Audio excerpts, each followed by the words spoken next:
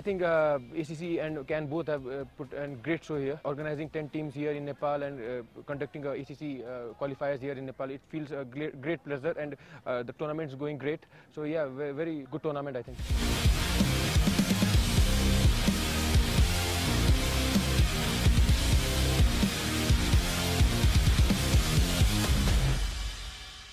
I think preparing from a long time. Now we have been delivering. So very grateful and thankful to everyone, all the teammates, coaches and everyone. So I believe that we'll compete and give a hard time to some good teams.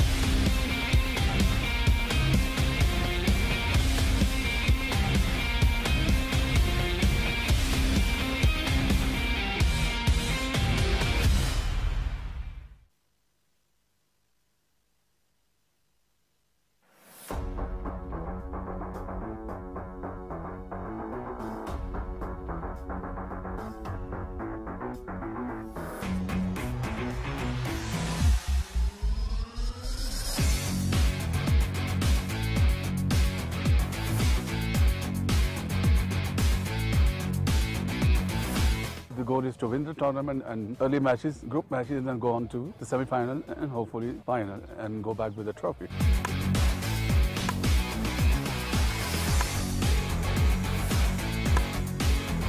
There's a clear pathway for the cricketers of all ages. You got the men's national team, you got women team. All these Asian teams are not a pushover, and they can easily win games against the European nations, which wasn't the thing before. So they've caught up with a lot of cricketing nations now.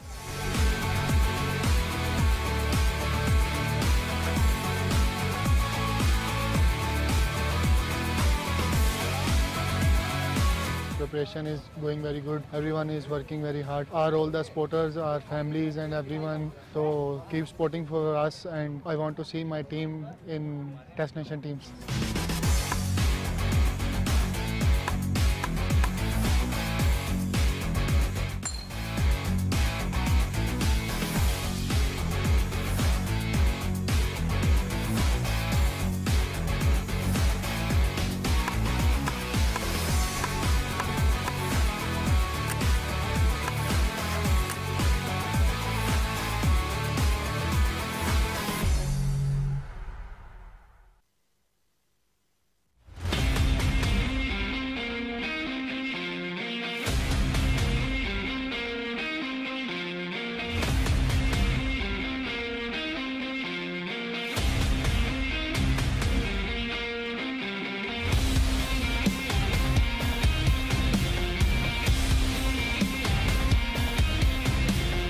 I think ACC and CAN both have put a great show here, organizing 10 teams here in Nepal and conducting ACC qualifiers here in Nepal. It feels a great pleasure, and the tournament is going great. So yeah, very good tournament, I think.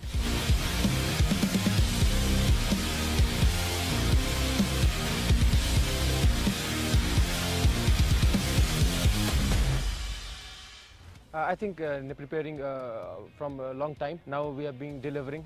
So very grateful and thankful to everyone, all the teammates, coaches and everyone. So I believe that we'll compete and give a hard time to some good teams.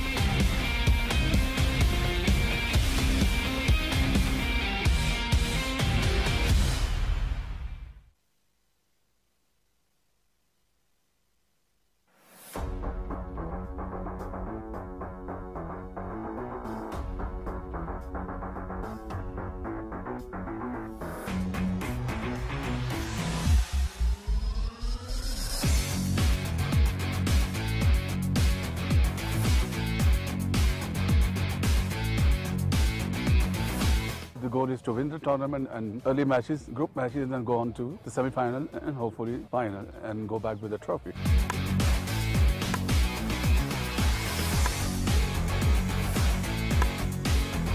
There's a clear pathway for the cricketers of all ages. You get the men's national team, you got women team. All these Asian teams are not a pushover, and they can easily win games against the European nations, which wasn't the thing before. So they've caught up with a lot of cricketing nations now.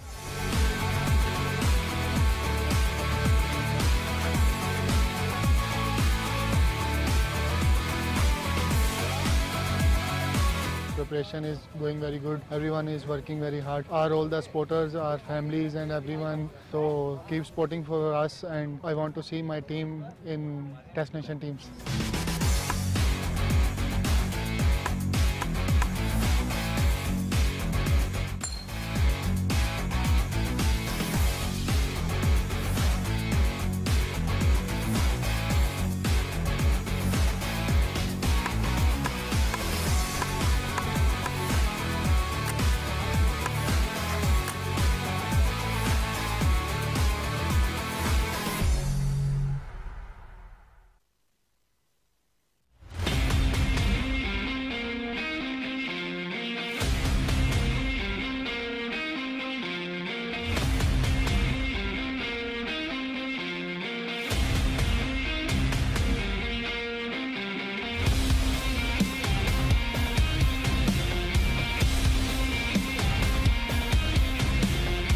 I think ACC and CAN both have put a great show here, organizing 10 teams here in Nepal and conducting ACC qualifiers here in Nepal. It feels a great pleasure, and the tournament is going great. So yeah, very good tournament, I think.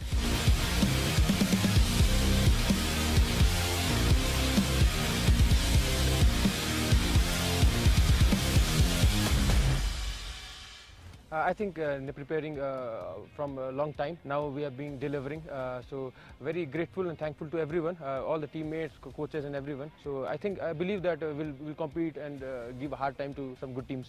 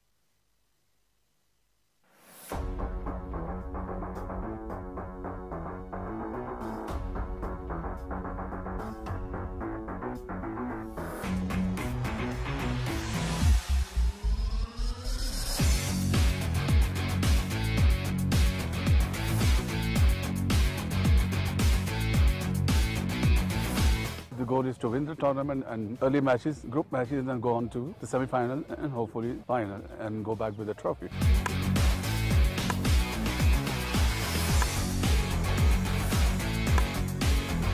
There's a clear pathway for the cricketers of all ages. You get the men's national team, you got women team. All these Asian teams are not a pushover, and they can easily win games against the European nations, which wasn't the thing before. So they've caught up with a lot of cricketing nations now.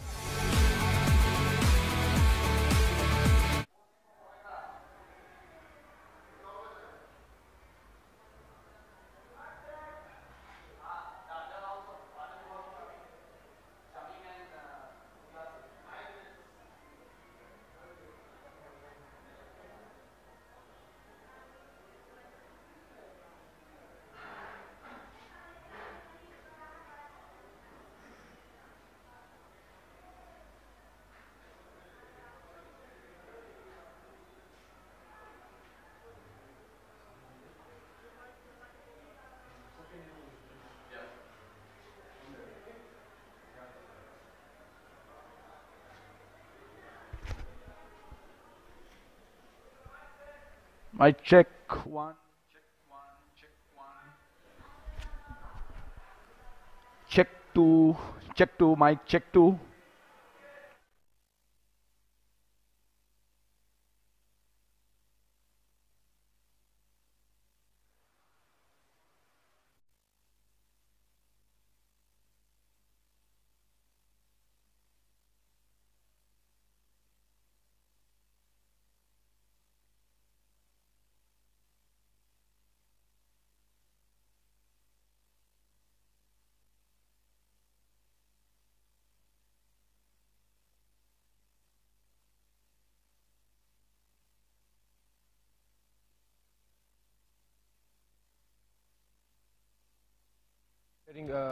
From a long time now we have been delivering, so very grateful and thankful to everyone, all the teammates, coaches and everyone. So I believe that we'll compete and give a hard time to some good teams.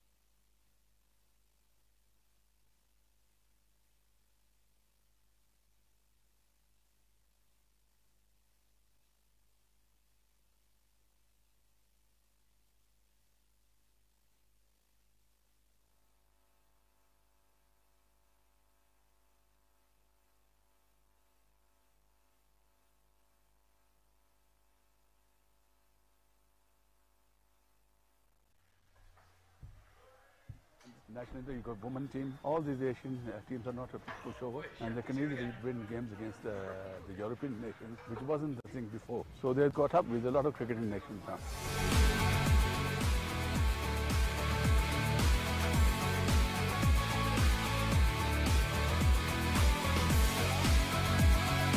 Preparation is going very good. Everyone is working very hard. All the supporters, our families and everyone. So keep supporting for us, and I want to see my team in Test Nation teams.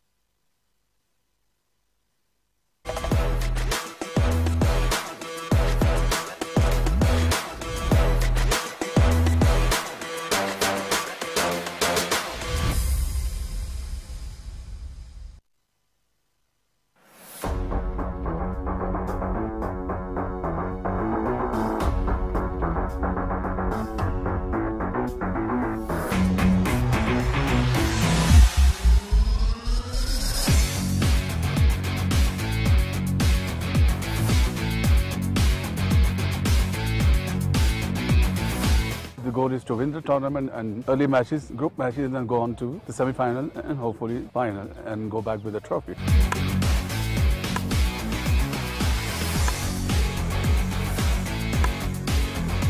There's a clear pathway for the cricketers of all ages. You got the men's national team, you got women team. All these Asian teams are not a pushover, and they can easily win games against the European nations, which wasn't the thing before. So they've got up with a lot of cricketing nations now.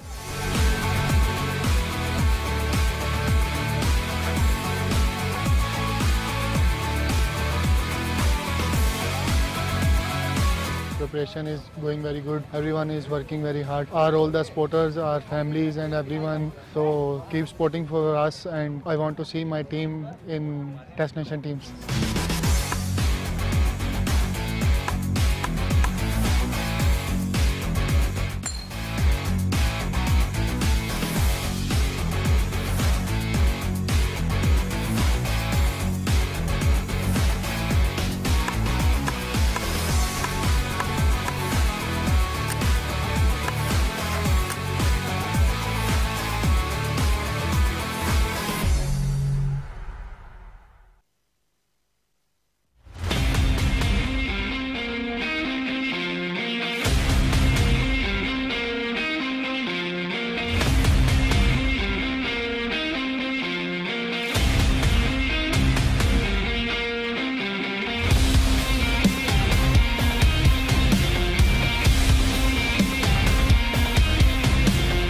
I think ACC and CAN both have put a great show here, organizing 10 teams here in Nepal and conducting ACC qualifiers here in Nepal. It feels a great pleasure, and the tournament is going great. So yeah, very good tournament, I think.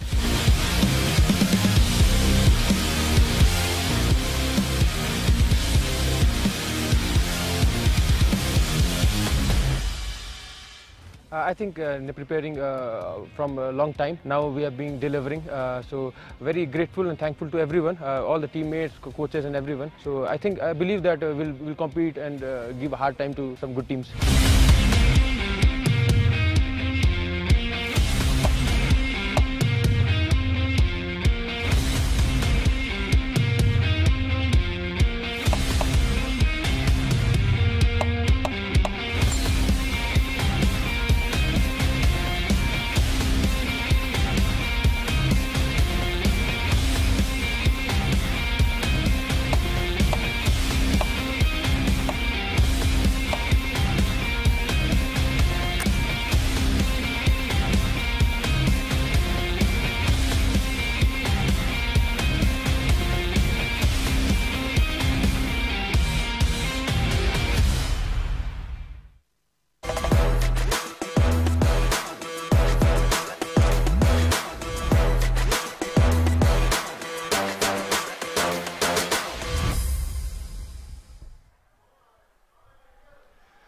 A warm welcome along to the TU International Cricket Ground for one last dance. It is the reserve day of the ACC Men's Premier Cup 2023. Whatever happens today, in the coming hours, we will know the winner of this tournament and the qualifier for the Asia Cup. In September, it's Nepal against UAE.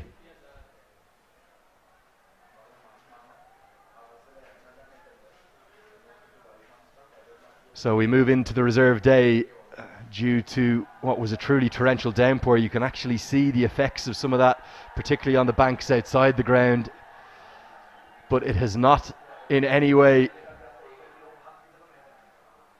dampened the spirits of the Nepali fans. They are here in massive numbers again. That's what they're playing for, the trophy. But really, it's more than a trophy. It's a golden ticket. It's a ticket for Nepal to potentially go to play India and Pakistan for the first time in their history.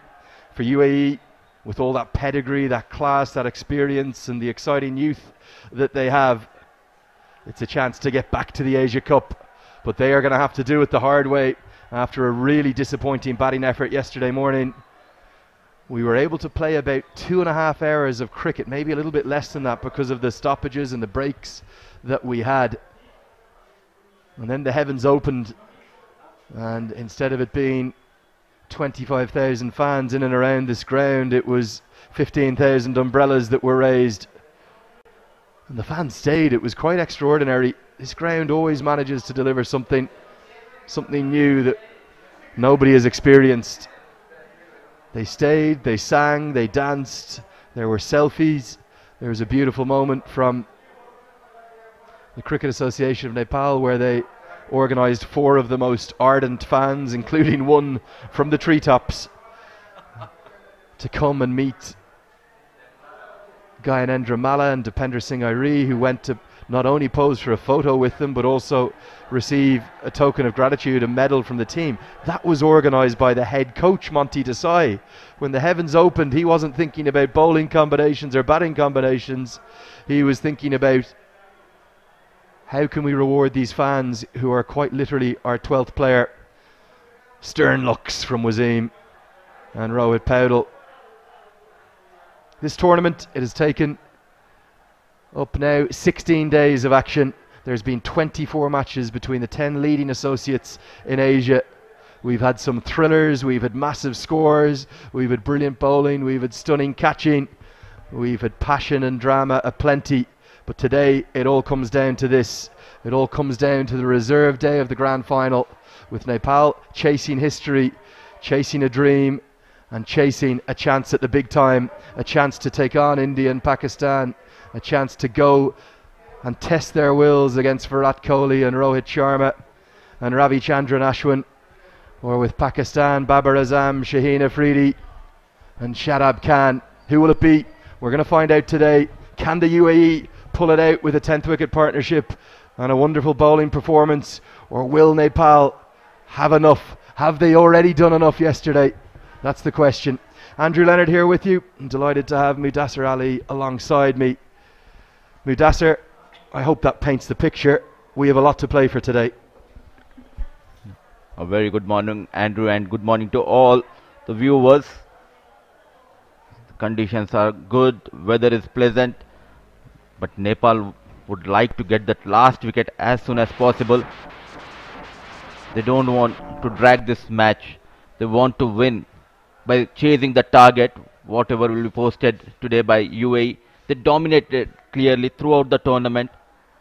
They were the unbeaten side, and looking at the most wickets column, it's Bilal Khan of Oman leads the chart by 17 wickets, followed by the captain Zishan Maqsood of Oman 13, Sandeep Lamichhane at the 3rd position with 13 wickets, couple of wickets to his name yesterday, and Ayan Afzal Khan, the young left-arm orthodox from UAE, at the 4th position.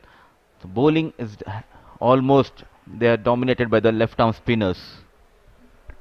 And that really is a problem. Bilal Khan is the outlier in that list, as he so often is such a threatening pace bowler. But I think for the UAE to win this match, they're going to need Junaid Sadiq and Zohar Khan to strike, and strike early. Top of the run scoring charts for Rithi Aravind. He now officially cannot be caught and will not be caught. Great performances too from the likes of Abdul Wahid from Saudi Arabia. He's a name to watch for the future. And those runs that Rohit Paudel has got, the 186, they've tended to be very critical ones, as always, from Nepal's captain. And the thing I can't believe, being honest, Mudassir, I felt that after an extraordinary, electrifying crowd on a bank holiday, May Day, Labour Day yesterday, I thought we might have a bit of a damp squib today. I thought we might have a couple of thousand arrive. It's not even 9 a.m. The grass banks are nearly close to full. Yes, it's free in, but my oh my, what an effort from the crowd to come along in what at parts are pretty treacherous conditions. There's been a lot of rain, but nobody wants to miss what could be that magic moment of going to play against India and Pakistan. That was such a critical moment. Lalit Rajbanshi, his fielding has improved leaps over bounds as Sharkey leapt into his arms. Karen KC picked up a couple, including the struggling Aryan Lakra. Thanks to the heavens, this too was an excellent catch. Gulshan Jah, look at the reaction from the crowd in the background here. Oh, they loved it. Absolutely loved it. And with every wicket, the cheers got louder. There was Fortune, a full toss helped around the corner. The coolest man in Kathmandu, Kushal Malla, took it gleefully. And then Gulshan Jah just brushed his shoulders and said, "Thank you very much." I think that might be the worst delivery Sandeep Lamichhane will ever get a wicket with. But it was good enough for Ayan Khan. Again, Malla with the catch. And that was the big one. How big a moment was that? See, you need to be a master to bat with the lower down order. Just losing the partner, Asif Khan, trying to go big, but full marks should be given to the bowler. He invited Asif Khan to go big, and got greedy. Asif Lalit figures 4.3 overs made in just 5 runs and 3 wickets to his name. Yet again a left arm orthodox dominating here. Nailed it, haven't you? This is the world of left arm spin. It's the land of left arm spin. There's one here at the ground, maybe the most iconic one, Shakti Gauchan. He's working with the Kantapur HD TV team. You might have heard from him this morning already. An iconic man who leapt into the sky in 2014. Here was some of the runs. Wasim, he played a shot a minute. He started off really well, getting that maximum and a 4. Then Aryan Lakra was looking good. Look at that drive down the ground, getting a boundary. Ritya started off well, back-to-back boundaries for him. But they struggle to build that partnership. UAE, every batter looked good, but the right time the bowler strikes for Nepal. Getting that thick outside edge, beating Asif Khan. Sandeep yet again couple of times away from the second slip. So they were lucky, especially Asif Khan, Behrooz. This was the full flow shot coming from Asif. They look quite comfortable, but at the right time the bowler strikes for Nepal. Couple of poor deliveries from the magician Sandeep, going down the leg. This time nicely played, very watchful Asif.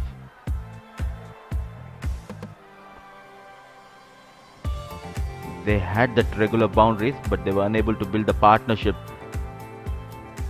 That was a sad story yesterday for UAE. Wasim started off really well with that maximum. In the first over, Asif Khan has a liking for Sandeep, going big over, long off. Yet again, through the extra cover. Though he was losing his partners, but he was in attacking mode, Asif Khan. Well, that was maybe the contest of the day yesterday for me, Asif Khan versus Sandeep Lamachani, which you could argue that Asif Khan won it. And I'll be honest, when Basil Hamid was with him and Asif Khan, I think he got to about 40, I thought he was on for a big one. I thought he was on for another 100 at this ground. But as you said, Lalit Rajbanshi, what a brave piece of bowling. And the thing that has done him, it was not just the turn. Obviously the turn ends up finding the edge, but it was the drift to the curve into the right-hander and then the dip. The late dip will have deceived Asif Khan. He'll have felt it was right into his hitting arc. Instead it was the outside edge through to Arif Sheikh, who had a very good day in the slips. And that was the big moment. The next delivery, Zahoor Khan went for a first ball duck. And that means that Lalit Rajbanshi is going to start on a hat-trick. If he could complete that hat-trick, these fans, they will cheer. And they will need just 107 runs to win the date with destiny, the date with Nepal, and their first trip to the Asia Cup. It could become a reality. And it was really interesting. I actually had a chat to my taxi driver coming in this morning, and he said he was watching the game on his mobile, his smartphone device. He wasn't able to not stop working for the day. He was watching on YouTube. And he was saying that he thinks it's not just the biggest day potentially for Nepali cricket or Nepali sport, but maybe for the history of the country, because they have never got to play against India or Pakistan before. They've never got to the world stage. So to have hundreds of millions watching on these men, that's what their goal is. But there's a lot of work to do. How will this pitch react? We don't know. It's had an awful lot of cover overnight, but it will have had no sun at all. And obviously with this being the end of the tournament, the creators have done exceptional work in often quite difficult conditions, but there will be some wear, some tear. There is turn on offer. UAE have gone heavy with their spinners. They've actually got 4 of them. For me, I just wonder, have UAE also missed a trick by not picking Sanchit Sharma? I personally would have had the third seamer, the extra seamer in the team, but instead, after Junaid Sadiq and Zahoor Khan, it's going to be Rohan Mustafa, Basil Hamid, one of the stars of the tournament, Ayan Khan, the young left-arm spinner, and Aryan Lakra, who need to do the damage. But the first task is for the 2 quick bowlers, numbers 10 and 11. It's actually number 9 and 11, isn't it, that are in. Karthik Mayappan is there with Junaid Sadiq, who'll come in at number 11. The first task for them is to, can they scrape 15 or 20 runs? Can they get to, I think they'd be happy with 130 from the position they're in.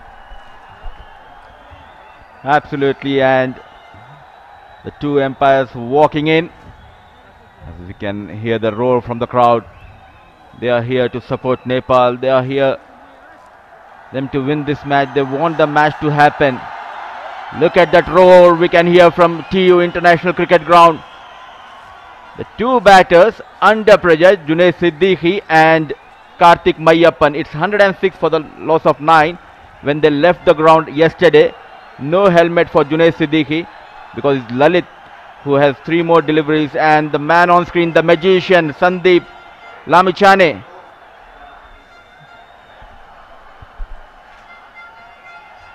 Well, here we go. Wherever you are across Nepal or around the world, this is one last dance. This is the few hours that will decide who is going to the Asia Cup. This great rivalry between these two leading associate cricketing nations, between Nepal, between the UAE, it has served up classic after classic in recent times. Are we going to see a remarkable turnaround from the UAE, or will we see Nepal press home their advantage? They were dominant with the ball yesterday. And the prize that is on offer, it's as big as they come. Who will it be? Will it be Nepal or will it be the UAE? Can Junaid Siddiq find a few boundaries to give him a few more runs to defend? There's smiles all around, but there'll be nerves too. Rajbanchi's on a hat-trick. The grass banks are reaching capacity already, and we are in, maybe not for a full day of remarkable action, but a couple of hours of high drama. There's nerves all around. That's what they're playing for. And the fans, they have not just played their part, they maybe will play the definitive part in this contest. They got in on top of the UAE when they batted yesterday. They may well do the same if the runs start to come, and come quickly when Nepal chase. But for now, before we get going, it's all about one delivery. It's all about Lalit Rajbanchi. Can he complete the hat-trick? Can he become the first bowler in this edition of ACC Men's Premier Cup 2023? Nepal to get that hat-trick. 5 matches, 8 wickets to his name. 3.28 is the economy on a hat-trick. Yesterday he has got Asif Khan and Zahur Khan in successive deliveries. It's a hat-trick delivery, a slip in place, short extra cover, a close-in fielder, no protection in the deep through the offside. It won't take long for things to reach fever pitch here. An electrifying and incredible, a quite remarkable atmosphere yesterday, and somehow the fans, well, I'm not sure too many bosses are getting their employees turning up this morning. They're all here in Kurdipur. They're trying to witness history. Here comes Rajbanchi. He's on a hat-trick. 2 slips in place, a close catching cover. The man at mid-wicket's pretty tight too. Can Rajbanchi do it? That's what the fans want. And Junaid Siddiq, he's known to not hold back with a bat. Rajbanchi, here he comes. It's the hat-trick ball. Not yet, not yet. The crowd is loving it. He's taking his own time. He knows the importance of this delivery on a hat-trick. Lalit, it's Junaid Siddiqui on strike.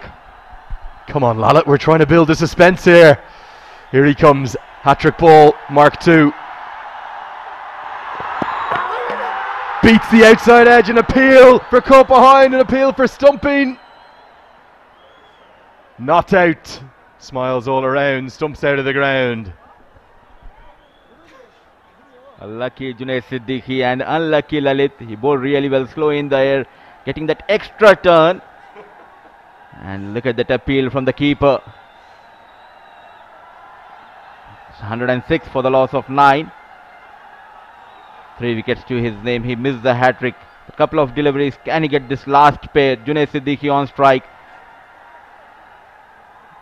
Slowly it's becoming dark here at TU International. Big swing and a miss. The bat speed Junaid Siddiq has, well, it is world leading. No one throws more at it. It was 109 metre 6 he hit down in Geelong, one of the biggest of the tournament. That was the previous delivery. Sharp turn. Ayan Khan, Aryan Lakra, Rohan Mustafa will be licking their lips looking at that. This chase, even if this wicket falls quickly, it might not be the easiest one. Swinging hard, Junaid Siddiqui. Now the mid-off goes back. Mid-on goes back. 3 fielders outside the 30-yard circle. Siddiq, the batsman, all of a sudden keeps it out. 28 bowled, 106 for 9.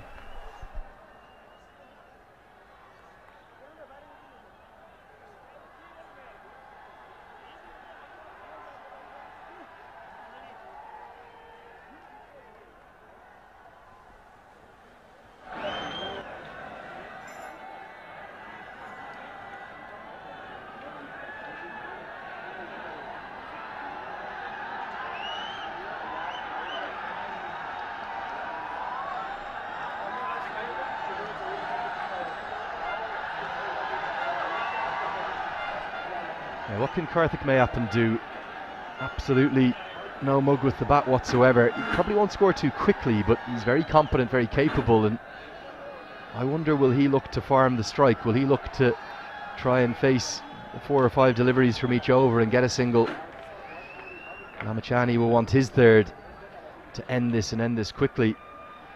If we look at the number of bowling changes as well from Rohit Paudel,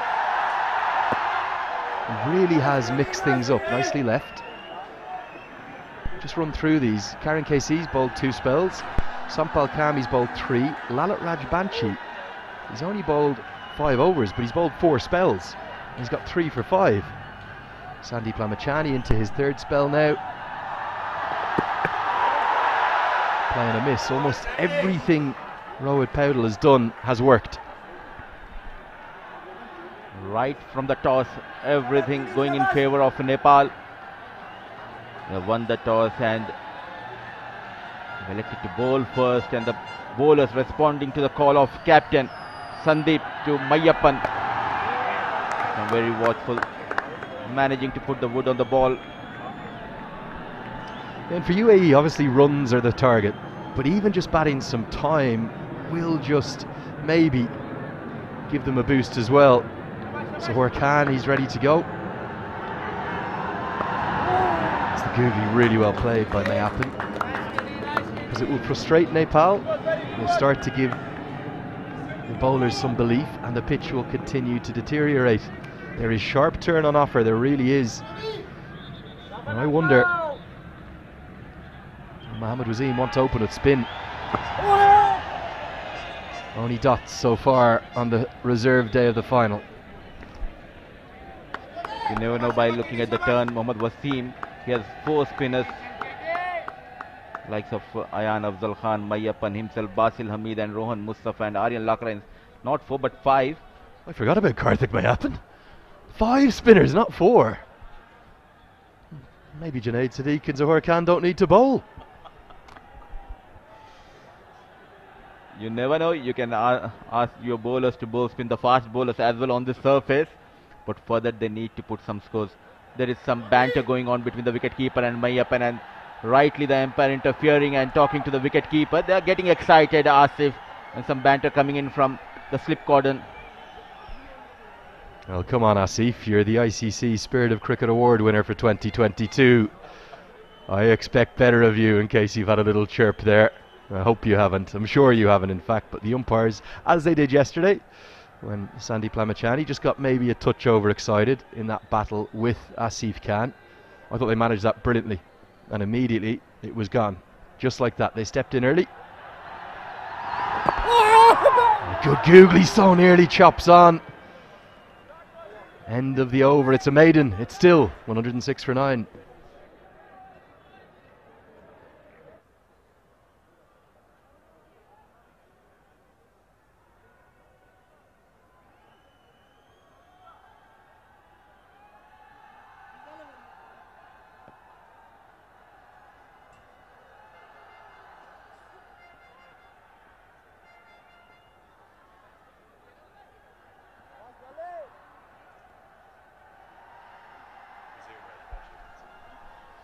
Into the 30th over.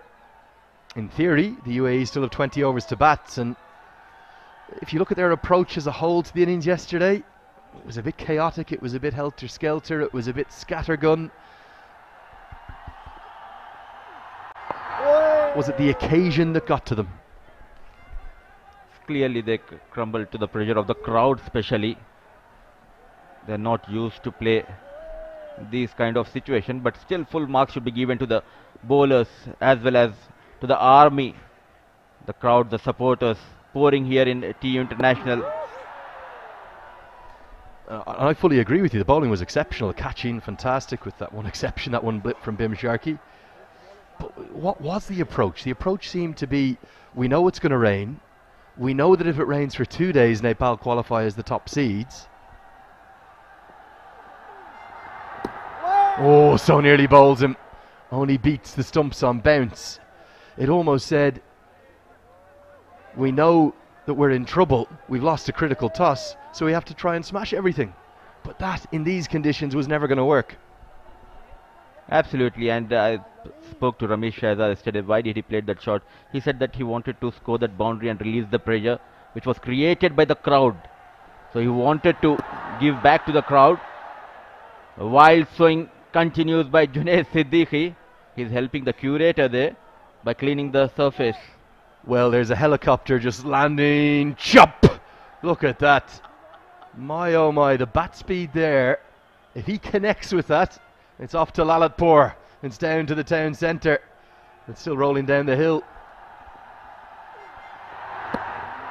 Well, Rajbanshi's all over him here. That is 14 consecutive dots we witnessed. Something's got to give. Brilliant deliveries, not getting that edge. Though he has managed to beat his bat couple of times. Lalit, the last delivery. This time runs for Junaid and runs for UAE. No fielder in the fine leg and couple of runs has been taken at last. Some score for UAE, 108 for the loss of 9, 30 gone.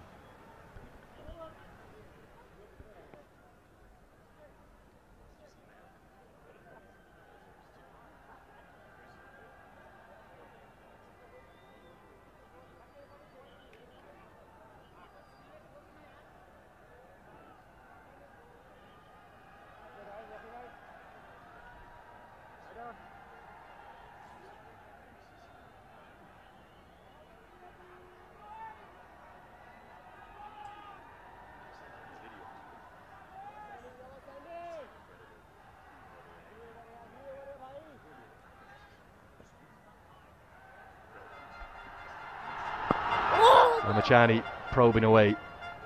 He wants a third wicket to his name. What would UAE be happy with? What would they have talked about overnight? 125, 130? It'd be a good effort from these two.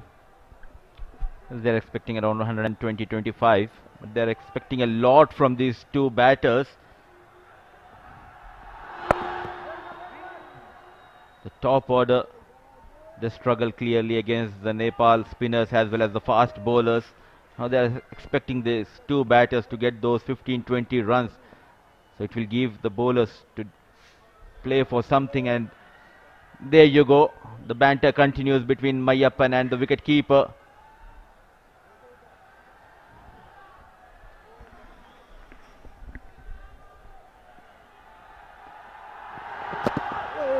It must be funny when you've got a keeper and a slip who are brothers. They obviously know each other better than anyone in the world, and they'll get their little bits of banter across and little in-chat. Saw a few of the clips actually, because we've got the stump mics out there. They've been ending up on social media. It's all been very light-hearted. There's been no badness to it. Beauty, absolute beauty. A little bit of drift, but look at the sharp turn and bounce again. Promise for the Emirati spinners.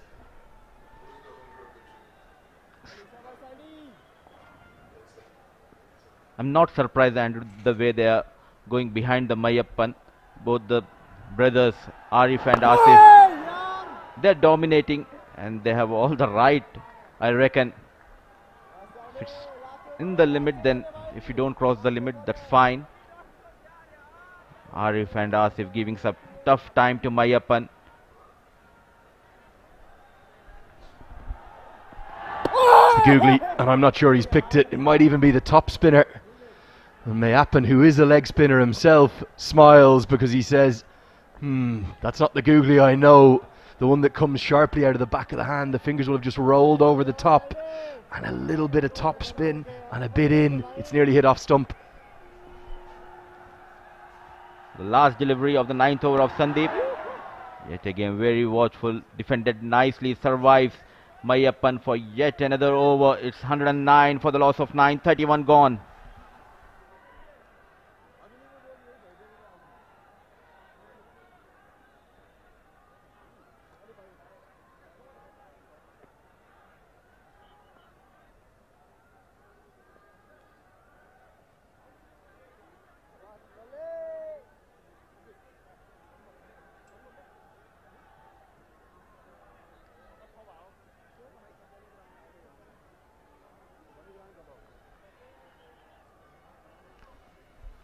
.31 overs, 109 for the loss of 9. Lalit will continue. 6 overs, 3 wickets to him, just conceding 7 runs. As of now, it's Junaid Siddiqui on strike. A slip in place. This pitch is turning square. It is going very sharply. And I think there's a few Nepali batters out there going, we need to get this 10th wicket quickly. Every run could count. The UAE have a very, very good spin attack. It's going to be difficult whatever the chase is. And remember, there's the spectre, the threat of rain too. The third place playoff, we went off at 11:50 a.m. The final yesterday, that was 2 days ago, the third place playoff, we went off at 11:49 a.m. Massive swing and a miss again. Siddiq is barely in the same postcode as that one. He's missed it by a mile. Sometimes as a bowler you think why it's turning a lot. That extra turn helping Junaid Siddiqui to survive out there in the middle. Just a matter of time.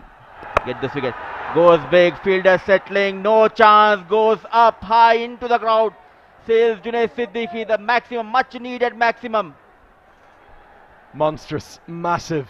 The biggest hit of the final, maybe one of the biggest of the tournament in terms of its arc, in terms of its height. Look at how high this goes, miles into the sky. It hasn't actually gone that far, but it just went so high. We've seen another drop in the crowd. Oh sir, that was your chance. Burst straight through.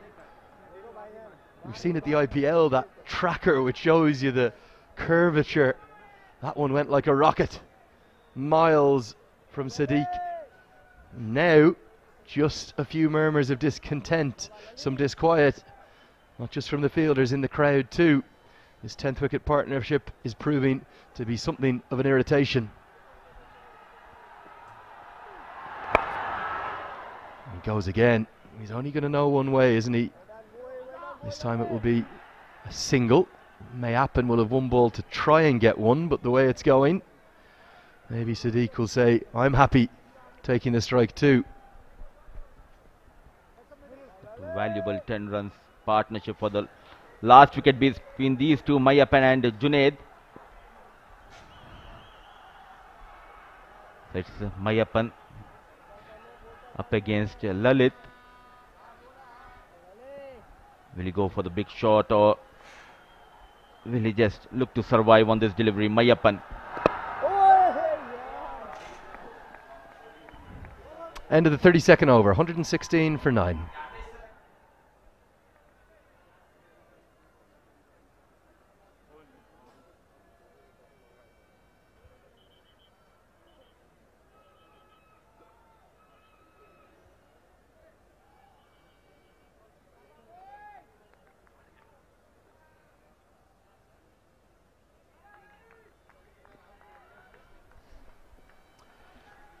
So the UAE will be pleased with their efforts so far this morning. Look at all those green dots. Look at all those wickets that have fallen in clusters.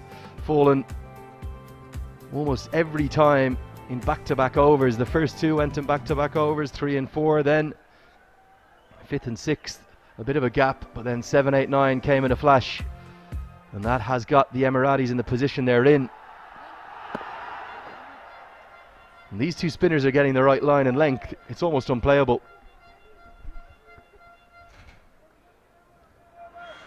There you go, the crowd, the young, the future of Nepal, enjoying this encounter between Nepal and UAE. On the back foot goes Junaid Siddiqui, manages to play this one towards the deep. Each run matters for UAE. 11 runs partnership between these two for the last wicket. They're enjoying this. Look at the roar, we can hear clearly into the com box. Yet again, just getting carried away, Junaid and Sandeep, but all ends in, well, it was just a fun between Sandeep and Junaid. It got excited. There's a serious rivalry between these two sides. They're great friends off the pitch. They really go at each other on it. Again, the umpire has to step in and say, guys, let's get on with the game. We're here to play cricket. We're going to see a change in the field. Bim Sharkey's been brought a helmet on. Some of the security personnel who've kept us all safe over the last 36 hours in particular, but throughout all 2 weeks of this tournament, are thanks to them. The Nepal Army, the police, the security team, they've done an excellent job. Things have been really well marshalled. Even saw some of the policemen using their protective armour as makeshift umbrellas for some of the fans yesterday, so thanks to them. Short leg is in place. That's Bim Sharkey. And the crowd, they're getting more than a touch animated. Oh, they have got that short leg a bit squarer to Mayappan. How many times he has beaten that outside edge of Karthik Mayappan. Sandeep. Googly, well managed by Mayappan, but there's a fielder, a dot delivery. Yeah, I think Mayappan is on the whole picking him. But that top spinner, or that one that just kind of rolls over the top, has caused a bit of concern. Nepal will just be getting a bit anxious. They've only put on 11, but frustration out there. And this number 9 and number 11 are maybe showing the Emirati top order how to piece together a partnership.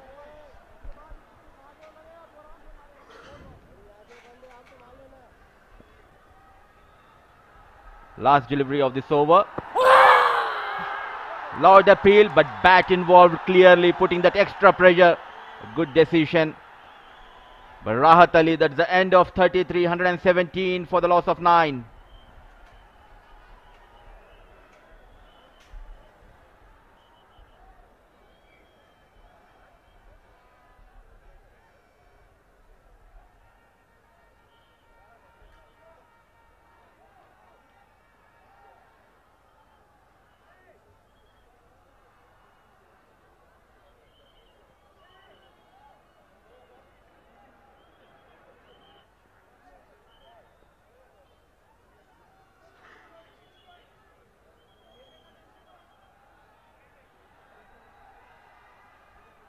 This 10th wicket partnership definitely becoming an irritation now.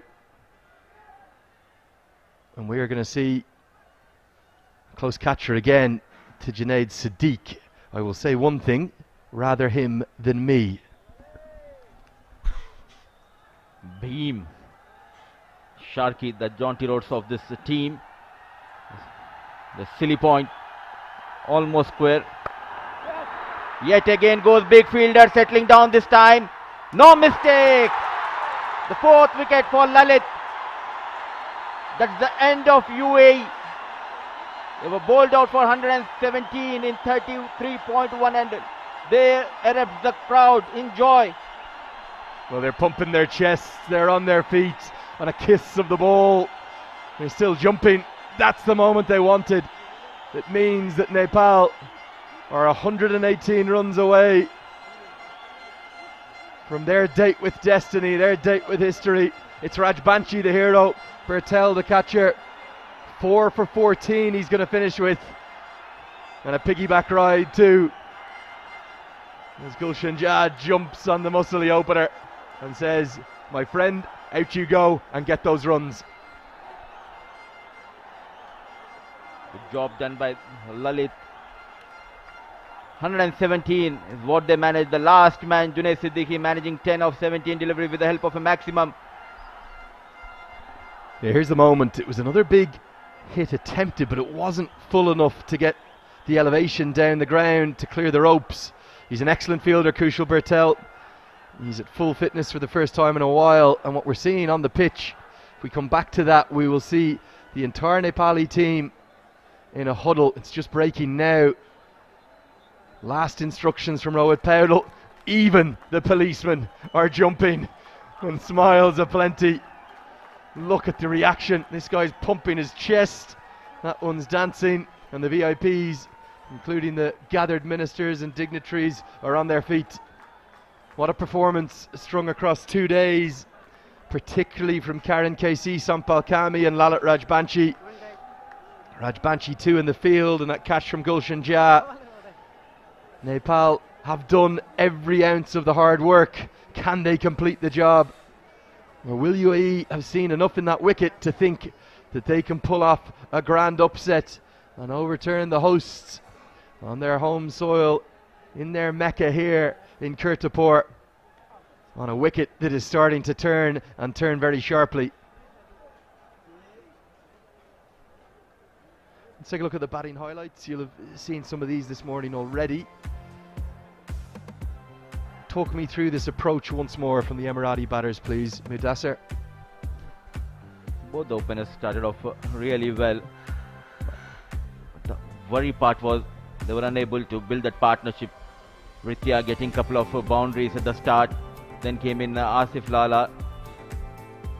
Was the only batter who looks to get those runs easily against the bowlers of Nepal. Playing that knock of 45. Couple of outside edge created by Sandeep against Asif Khan Behruz. This was an excellent battle between ball and bat when Asif was out there in the middle against Sandeep. Full marks should be given to the bowlers.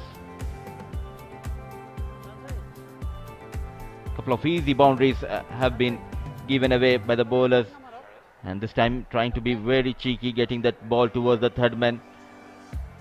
A lucky boundary. It was all about those edges. The later part of this innings, after losing those 5-6 wickets, going hard at the bowler. Yeah, the sixes we take a look at now at the end. Asif Khan, that power he has, it really is just extraordinary. It's so raw. And UAE, I think they will look at that 10th wicket partnership, and I think they're going to say, well, our top order, they need to hang their heads in shame. Yes, the bowling was excellent, but some of the shot selection and the approach left a lot to be desired, and just Asif Khan's 46 really of any note.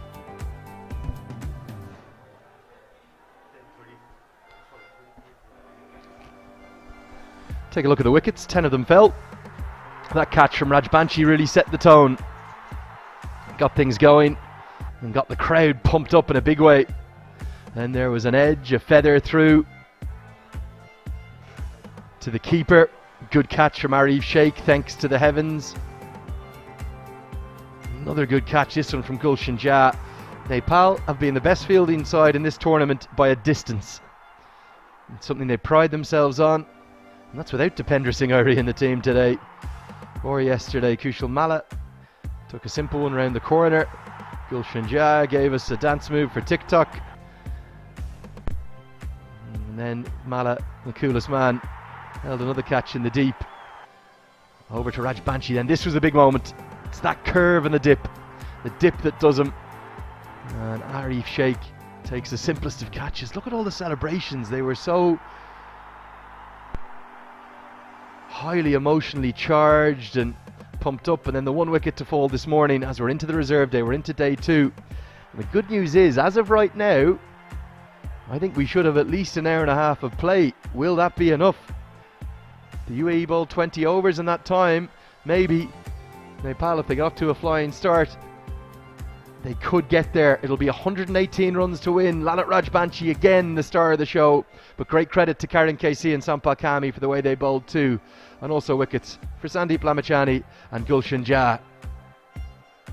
And what that means is that at the halfway stage of this match, although it's been spread across 2 days and we're into the reserve day, it means we will have a pretty quick turnaround to come back for the second innings. We're going to start at local time, 10:35 in 9 minutes. We'll be back on air in less than 5 minutes or so with you when Nepal will need 118 runs to win.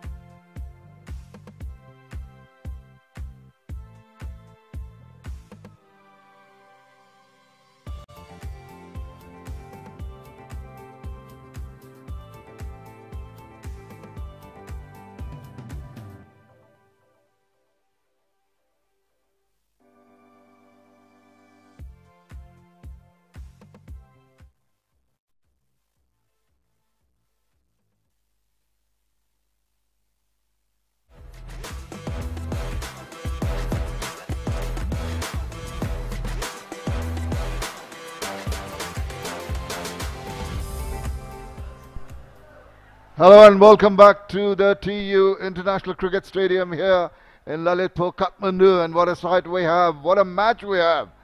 Well, the United Arab Emirates have got their work cut out because they've been bundled out for 117. And history beckoning Nepal as we welcome you to the ACC Men's Premier Cup 2023 final between Nepal and the United Arab Emirates.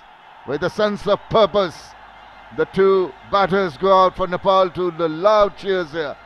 I'm Shamim Ashraf Chaudhry, welcoming you all here to this lovely ground for the finale. Nepal need 118 to win from 50 overs, and we have a tantalizing prospect of a very, very good match. What a finish it will be to this fabulous tournament. Alongside me, Sharad Veswakar. Welcome, Sharad, and what a tingling feeling we have here at this ground today. Good morning, Shamim Bhai, and good morning to everyone watching. Yeah, what an atmosphere. Early morning it is, it's just 9:30. And look at the crowd, it's filled to the rafters. Yeah, it will be a very good game, I hope. The ball doing a bit in this wicket. As you can see the two openers, Kushal Bhurtel, one of those who's taking the strike. He's played 5 matches, just the 83 runs. He would look to put up a good show here. And his partner, it's Asif Sheikh in the other end. Asif Sheikh, 51 runs, maybe not as many as you'd have liked as opening batter, 3 4s and 3 6s. But Nepal have got to take it carefully. They've got to be a little watchful as we see Ayan Khan, not surprisingly, opening the bowling innings for the UAE because of the fact that there is quite a bit of turn and bounce. Really, the prospects very, very mouth-watering. And of course, for Nepal, in the distance, is that chance they've created for themselves to go into the Asia Cup, play with the big boys. All settling down here. The crowd have really generated some wonderful excitement around the ground. Here we go. And straight away, spin adrift, turn and spin away.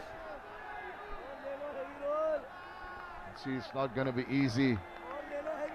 Ayan Ayaz Khan is very adept at getting the ball to turn. On the mark, Ayan Khan, straight away. It will be a very interesting chase.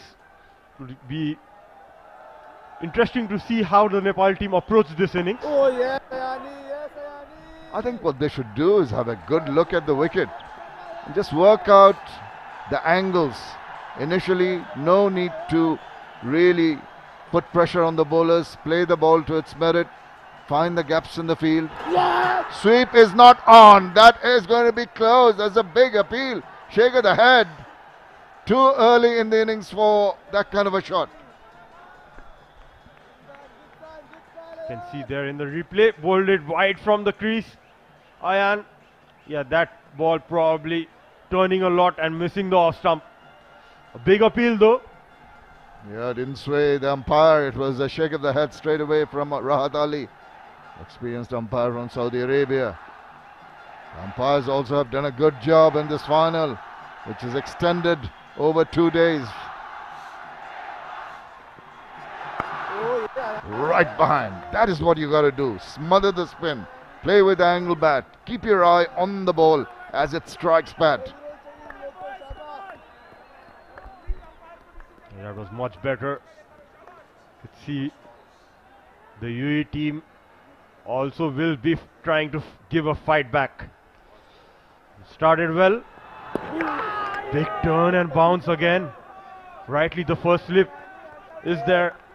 You saw the hands on hip from Bhurtel after he played that shot. He looked so suspiciously. Tried to follow it. It's too much turn.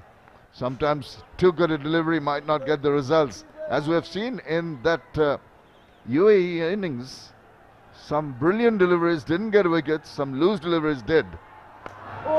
Induce the inside edge, they're going to get a run.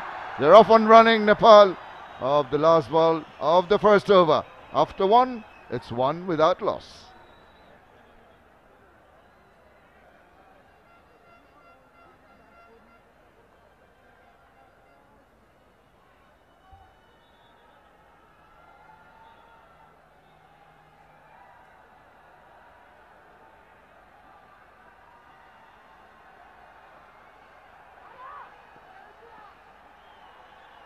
It's the wicket dictating who is going to bowl. So they've got a spinner, Rohan Mustafa, now bowling in tandem with his partner, Duffy. 4 wickets for him. Very crucial match. Desperately need a breakthrough to make an impression here, the UAE team. So, from both ends, as you would expect with the turn and bounce, spinners on the attack. Looks like a 5-day wicket, Shamim bhai. It's incredible, the wicket here. Yeah, the 5th day, even on the 3rd day in Dhaka at the Sheribangla National Stadium, it will start turning. Oh! And this is the mix that the batters have to face. The left arm orthodox turning it away from the right hander, the offie bringing it in, maybe a top spinner, maybe that to take away from the right hander. All to look out for. The crowd in the background there waiting for Nepal to get off to a steady start. He goes now, that's going to be pretty close. Up goes the finger. That is a shot that was uncalled for. Rohan Mustafa just managed to nip it back, and that's the style of celebration.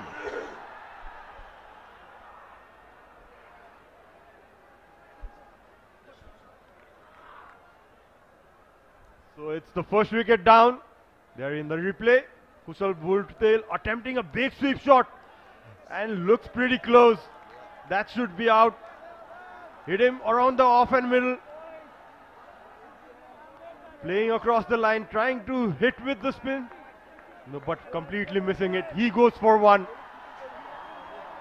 Nepal are 1 wicket down with a run in the board.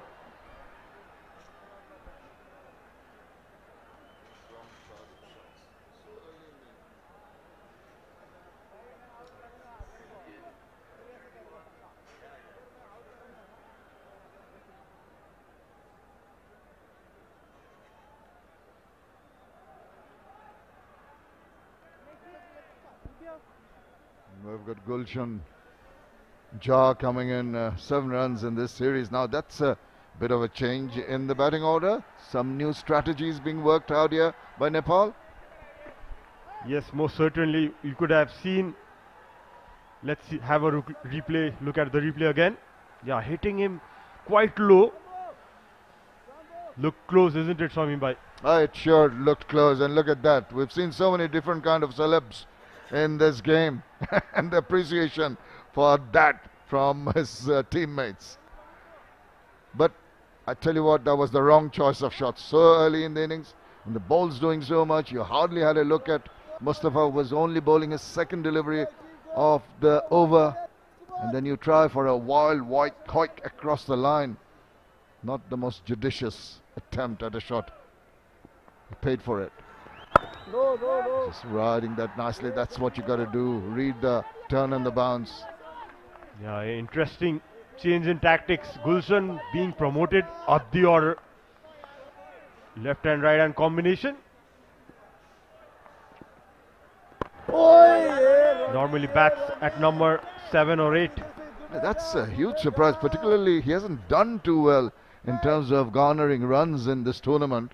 So, surprise element, understandably, but what do you reckon the thinking is behind it? Well, the thinking would be to bring in the right and left hand combination going with the 2 different versions of bowlers bowling, the off spinner and the left arm spinner. So yeah, probably it's a good call. We'll soon find out. It's not been made easy by the Emirati bowlers. They've been right on the money from the very first delivery. And the crowd have gone a little quieter now with that first fall of the wicket. Oh, had to hurry on that one. Big appeal. There was a bit of bad, I suspect. Despite the frustration, it looks so sad that umpire didn't give it. Anyway, at the end of the 2nd over, it's 1 for 1.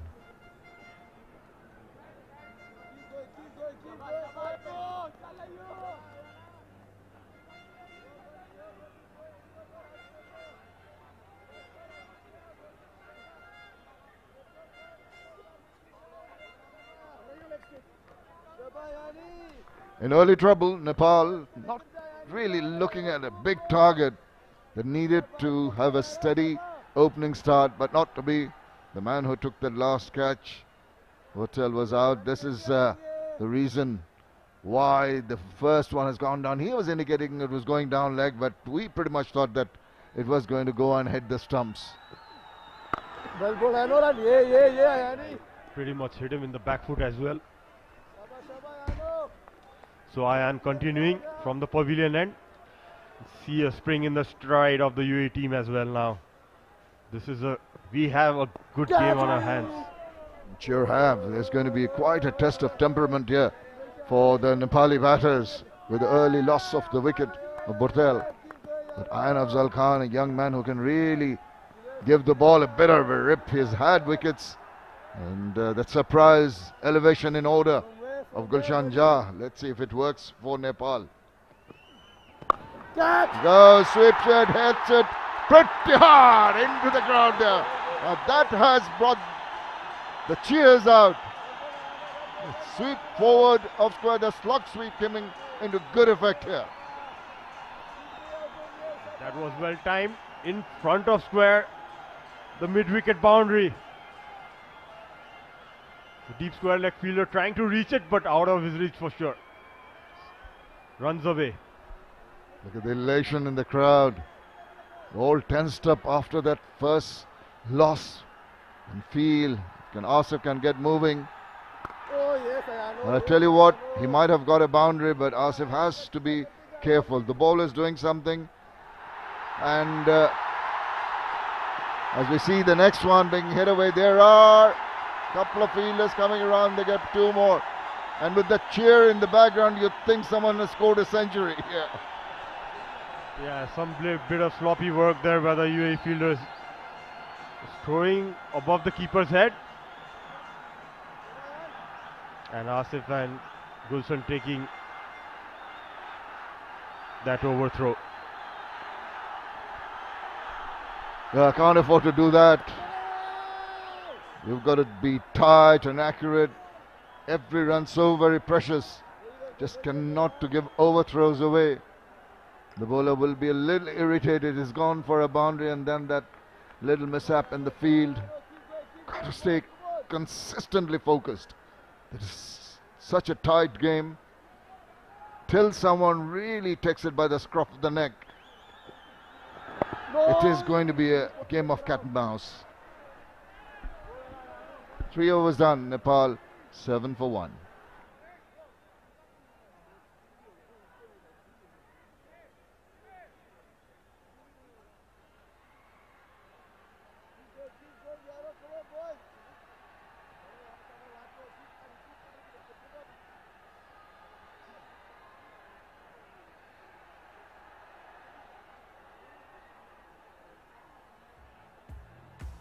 Burtel is the only man out. Rather a shot that he could have avoided early in his innings. Got a little frustrated getting bogged down. He was trying to hit his way out of trouble. Unfortunately, landing straight into trouble with that swipe. But this is Gulshan Jah.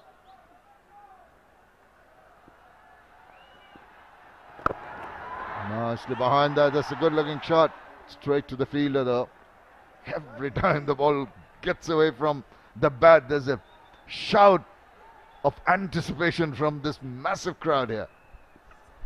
Exactly, they are right into the game. And he's gone! Oh, is it? Oh, it's just... It's confusing. They're asking for it, the UAE fielders. Not sure what has happened there. We need to have a look at the replay. Well, that was interesting. I don't know what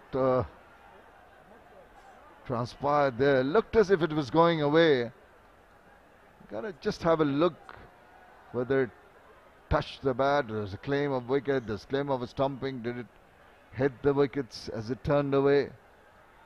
No one seems to be sure. So the best thing to do is go upstairs and have a look. So are they going to? Just talking to the third umpire there. You can see the UAE team are pretty calm. Suggests that still waiting for the replay.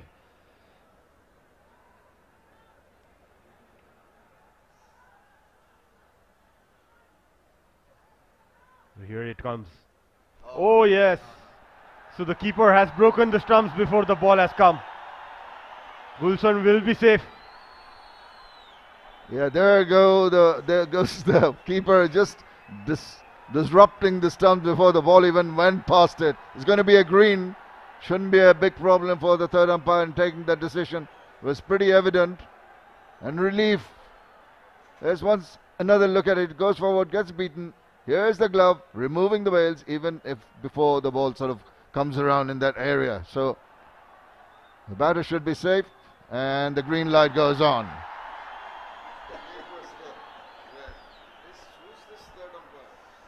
Buttery fingers there from the third umpire as well. Well, it's all happening in the middle.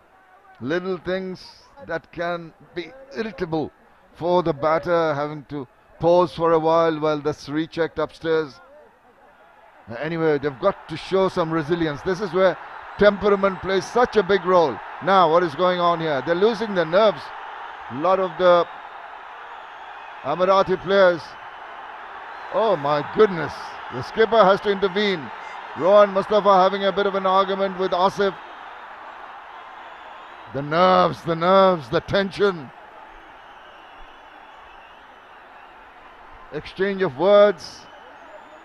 Just the batter saying, why on earth did you go and appeal for that? And the bowler retorting. Frustration creeping in. And the crowd getting into the act too. Oh, you've got to calm your nerves. You've got to really, as a professional unit, as cricketers, you should be telling yourself, look, these little things happen. Do not let it affect your performance in the middle. Yeah, some mind games going on there in the middle. You see a smile and an eye wink there by Rohan at the end. He's still smiling. I think it's all play acting, you know, playing to the crowd, generating some kind of atmosphere, trying to put the pressure on the batters. Oh, yeah. All very cheeky. Works sometimes, you know, as cricketers, how important it is to stay focused as a batsman in particular, and in a big game like this. Absolutely. You can see there, completely safe.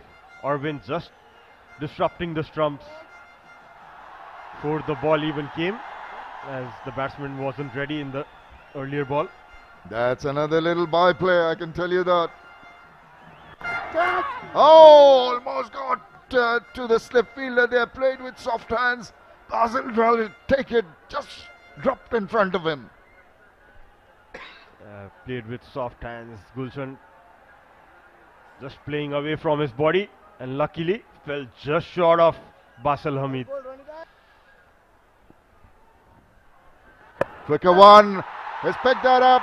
It's going to the corner region for a boundary. The crowd erupts here at the TU. And the smiles break out for the Nepali fans. See, there's the replay. A short one pulled nicely by Gulshan. That's his strength area. That's his go-to area. Gets the 4. That will get him moving. After 4, Nepal are 11 for 1.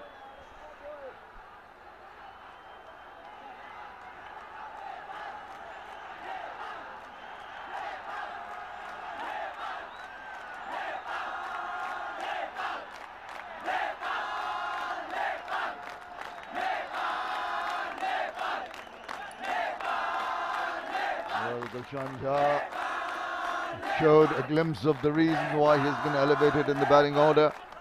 This is Ayan Afzal Khan with his third, enticing the batter with a flighted delivery. Just a little push past the infield for an amble single. That is what you've got to do. You do not need to get the boundary straight away. Just settle down, build up a partnership, pay heed to the good balls, and rotate strike. Yeah, so it's Ayan versus Gulshan now. A deep square leg towards the mid wicket, front of square, and a long one as well. Pretty wide one. That's the area where Gulshan is very strong. And also with this left-right combination that you're talking about, requirement for the field to be changed. But even there, they're taking a bit of time. See the bowler really not happy initially with the placements. Quicker through there, slightly shorter. So Ayan Afzal Khan really mixing it up, and that's what you got to do. You know you can get that extra bit of turn from the wicket, and you try to zip one through. Goes, that's high in there. How far is that going? It's gone many a mile. It's gone the distance. What a strike that is. Terrific shot. Really getting a move on here. Gulshan Jha brings the long handle out. Hits it high, hits it long, and it travels a long way. A good 20 meters back. Look at that. Gave it a full swing. How high it went, Shamim Bhai. Look at that. All you can do as a fielder is look and wonder and eventually go and fetch it. That hung in there for quite some time. Easy, easy. You can't afford to get carried away. I know you've got a maximum, but there will be balls like that when you can go after. Look at this. Full swing on the bat. Got a bit of it. It's almost into the clouds here. And then dropping safely and over for a superlative strike. Good comeback by Ayan. Bowling it flatter. Not bowling up to him. Not giving him that room to free his arms.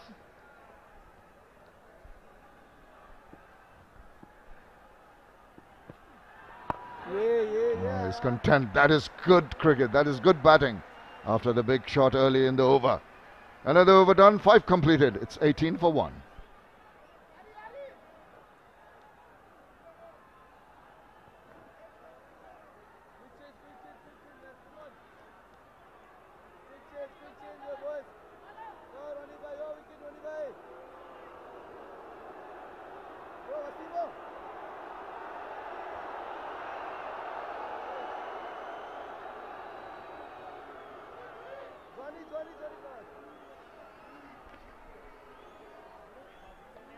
That's what transpired. 33.1 overs is all that the UAE could survive.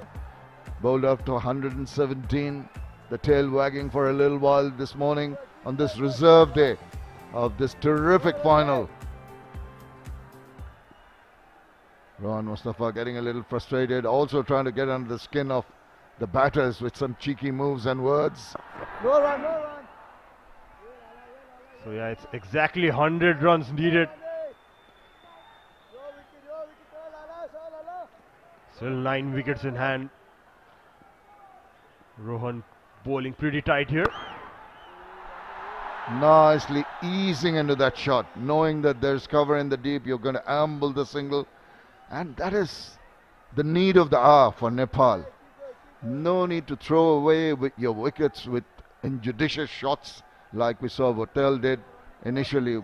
Put the pressure on the batters early on. You can just have the time, ample opportunity to bide your time and pick your shots. Yeah, and especially with the experience Mustafa has, Gulshan doesn't need to take any risk against him. Just needs to play the merit of the ball. Maybe give the strike to Asif. I'm wondering, with the 2 spinners in action, bowling in tandem, with the overhead conditions, the balls reasonably new, bowling 2 new balls from either end, whether maybe a pacer will be brought in just to break this partnership. Seem to be getting a little more comfortable in negotiating the spin bowlers. Yeah, Wasim would be having that thought in the mind at the moment. With the start Nepal has after the loss of the first wicket, you'd say it was a good call sending in Gulshan. That's what Monty Desai does. No wonder why he's called the Monty ball. It's 6 overs done. Nepal are 94-1.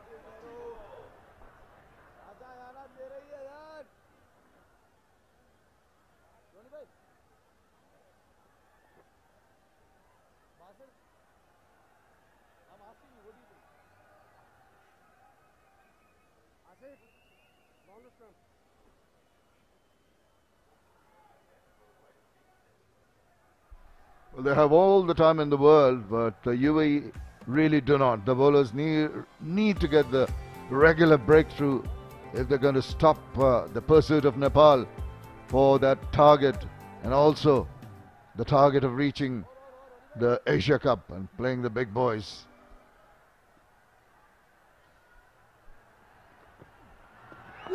He sweeps, that's going to turn away. Oh! Oh my goodness! The dreaded finger goes up. I thought there was a bit of turn. He thought about it, the umpire, then put up that finger. Another wicket down.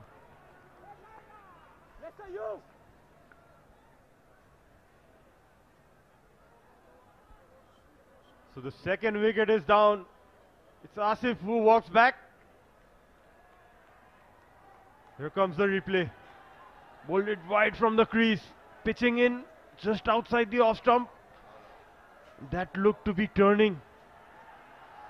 And given out by the umpire. Still battles going on in the field. It's gone too far. Asif goes for 8. Nepal are 19 for 2.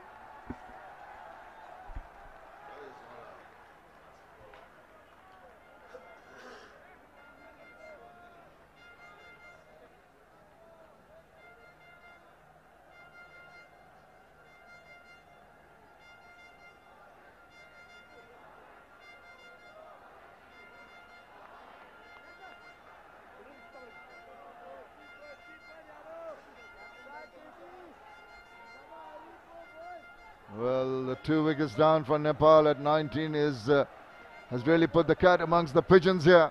It's game on. Could go either way. There'll be extreme pressure on the skipper, Rohit Paudel. He comes in. He's got a lot of numbers, a lot of runs in this tournament.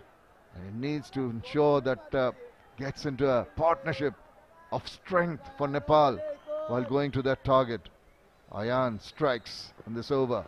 Oh, beauty. What a nice delivery that was. Beautiful ball, first up to Rohit. The skipper who walks in. Look at that ball, pitches around the off stump and goes away. Unplayable, that is. Another one. It's a replay virtually of the last ball. Tense the faces in the crowd here now.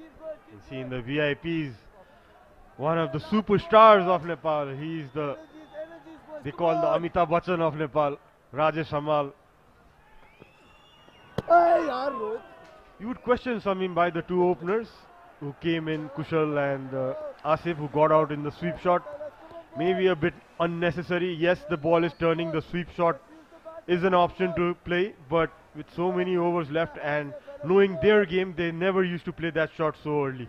Absolutely agree with you. I think just looking at this delivery, straighter, little straighter, gets the option for the skipper to get an inside part of the bat and trickle away to open his account. Yes, I think the selection left a little to be desired. You did not really have to try and sweep those balls, and you know it's turning. But I feel that the batter was a tad unfortunate with that decision. It seemed to be sort of turning away and striking outside the line of off. But the umpires got the best view and he decided that it was out. Yeah, probably playing with the turn would have been a better option. Going with your strengths. Yeah, but a big learning. When it comes out, it looks good. When it doesn't, you always have that question. Absolutely. This is, in this kind of situation, you'd consider tad risky to play that sweep and expose your pads. This is drifting down leg. All he has to do is close the face. It's a single quite easily done. And this is what the Nepali batters have got to tell themselves. Just milk the runs. Make it steady. 7 overs done. It's 21 for 2.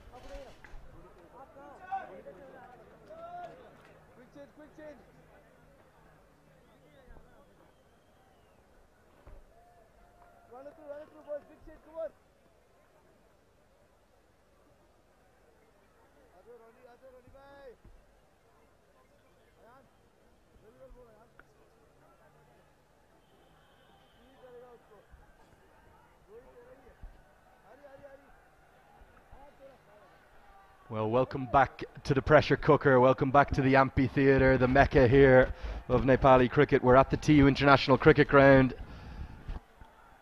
and things are threatening maybe to boil over. Gulshan Jha, they've made a big call by sending the youngster in at number 3. You can see why they've done it with the left-arm spinner Ayan Afzal Khan bowling so brilliantly throughout the tournament. But with Rohan Mustafa's antics, Asif Sheikh probably letting the occasion get the better of him. Maybe a tough LBW decision. It's all got very, very heated out there. And let's hope that we can focus on the cricket rather than the flashpoints between the two sides. I think Rohan Mustafa in particular, he needs to calm down. Andrew Leonard here, joined by Paresh Lahani. Paresh, it's all happening out there. First of all, very good morning to all the viewers here. You just tuned in. This is the reserve day. Nepal needing 118 to win the final, and we can expect that from Rohan Mustafa. He's always like that. But being a batsman, you shouldn't be carried away. You shouldn't get hurt by his words. You just stay there, play your game. That is what Asif was doing earlier. A pretty poor selection of shot that he played. Oh yeah, Now the captain is here. He's going to calm things down for the Nepali batters.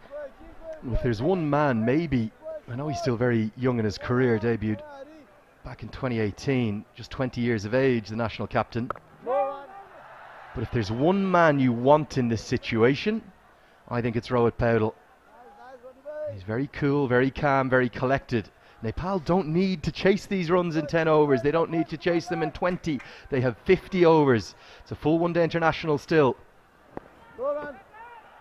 All you need to do is take the sting out of the game, build a partnership, and if the wickets stop falling, the game will be Nepal's. Yes, good to see a youngster there coming here to watch cricket. That's very nicely bowled, Mustafa, and it's not needed by Nepal to just go after the bowling. The ball is turning very viciously there out there, and the line and length the UAE bowlers are bowling is very good. They should stay there. yeah. Bowled him, he's chopped on. Off goes Mustafa. What's he going to do this time? Well, we've seen ludicrous celebrations. He may go off the pitch here. I think he's off to the dugout. And there he goes. He's got the captain. 5 dots built up the pressure. And even the subs are on the field now. Nepal are in big trouble. A little bit of turn. Might have kept a bit low. And Paudel is gone. Yes, it stayed a touch low, but that was not the ball to cut. It was, again, a poor selection of shot by Rohit Paudel. The 3 batters that got out on the poor selection of shots, he has to depart for 1. Nepal 22 for 3.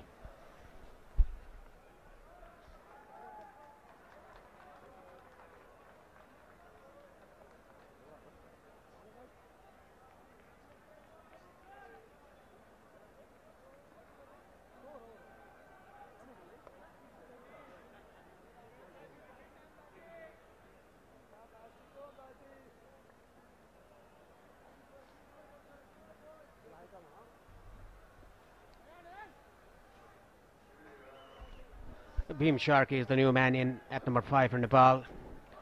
He can stable the innings for Nepal team. And talking about Gulshan Jha coming at number 3, I think that was a good move to counter-attack or retaliate against the spinners. He's a tall guy. His reach is good. And there are 2 spinners, 2 different spinners. One is a right-arm off spinner and the other one left-arm orthodox. Well, the left-arm orthodox bowler is going to be taken off, Paresh. I'm going to go to Basil Hamid, who was the hero in the semi-final. Were it not for his 2 wickets, the UAE, they would not be here. And right now, you talk about playing the game, not the occasion, not the prize that's on offer, the golden ticket to Pakistan in September.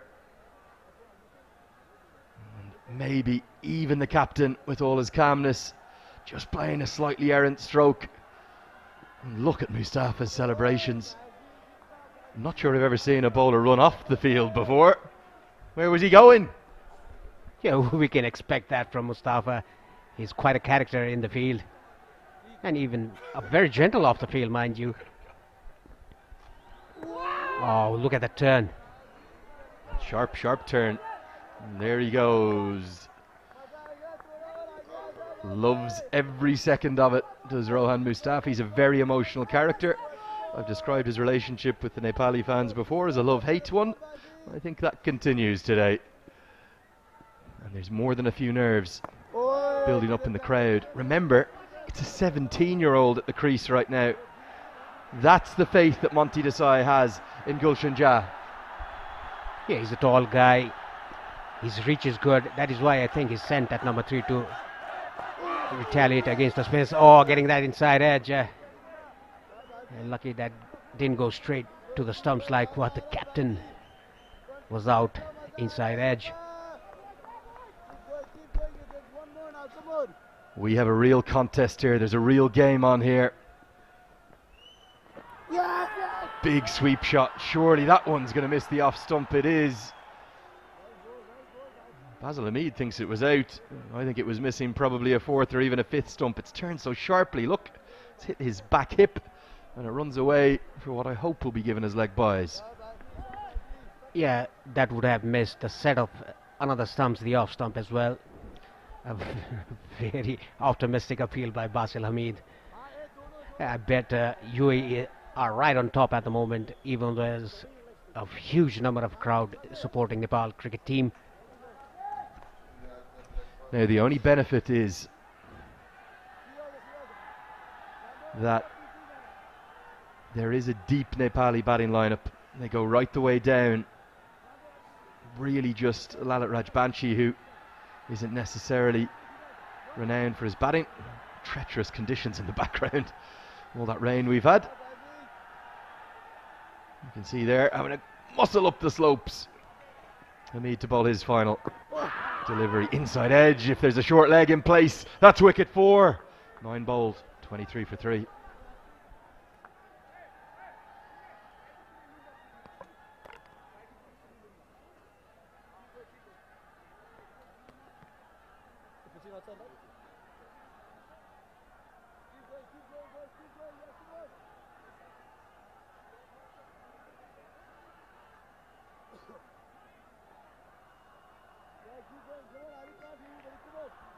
Bhurtel out for 1 and Asif for 8 and Rohit for 1. 3 wickets down for Nepal. UAE right on top at the moment. Rohan Mustafa is going to continue from the Chobar end. Gulshan Shah is on strike. Yeah, it'll be interesting to see how Nepal goes from now on. They need to build up a partnership. Too many shots played from the Nepali batters very early. That is why the 3 wickets are down for them. Mustafa, his pulse is racing. A little bit round arm. Jah watchful in defence. Jah's batting, something that Dav Watmore thought an awful lot of, so much so that he batted him at number 5 at the age of 15. He's got that power. But he's got technique too. For Nepal, what's the approach from here? They have to stem the flow of wickets. Yes, just stay there. Just wait for the loose ball. There will be loose ball to hit. Just stay there, read the ball, read off the pitch as well. That's very poor selection of shot again by Gulshan Jah. They are not learning, the Nepali batters. Well, this stroke here, interesting one, isn't it? It's outside the line of the stumps. That's why he's lined it up. He knows it can't turn back in and hit the off stump. He could chop on, yes. But he's saying that mid-on's up in the circle. There is a man out at cow. But Gulshan Jah saying, if I make contact with that, I'm going to get 4 or 6.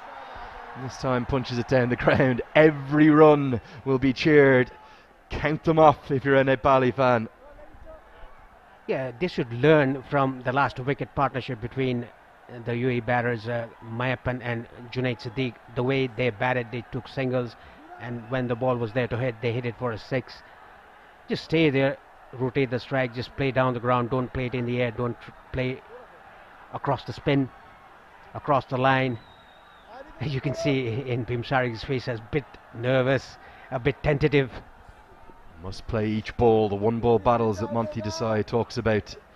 Cannot play the occasion, you cannot allow this amphitheatre. It's almost gladiatorial out there right now.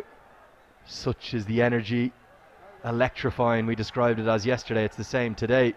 And in goes Ramid Shahzad to short leg. And that's a good move, I think. Mustafa, he's like a crackerjack, he is right on edge, but he's picked up 2 wickets. He gets 2 more, maybe it's advantage UAE.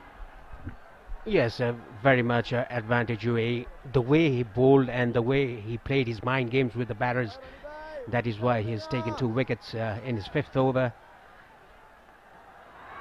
Oh, that's again very well bowled. After 10, the first power play, Nepal 24 for 3.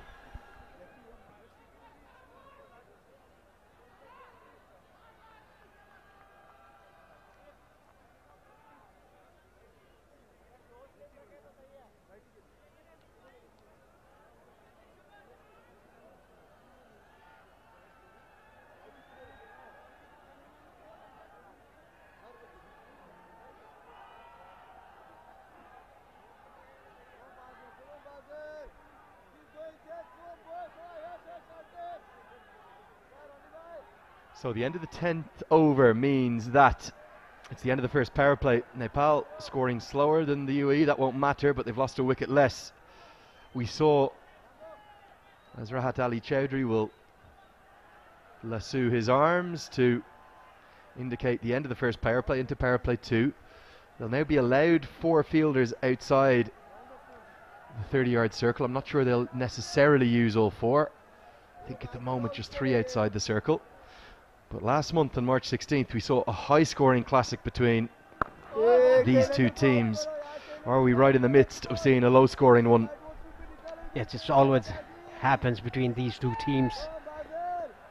Very much with each other as well.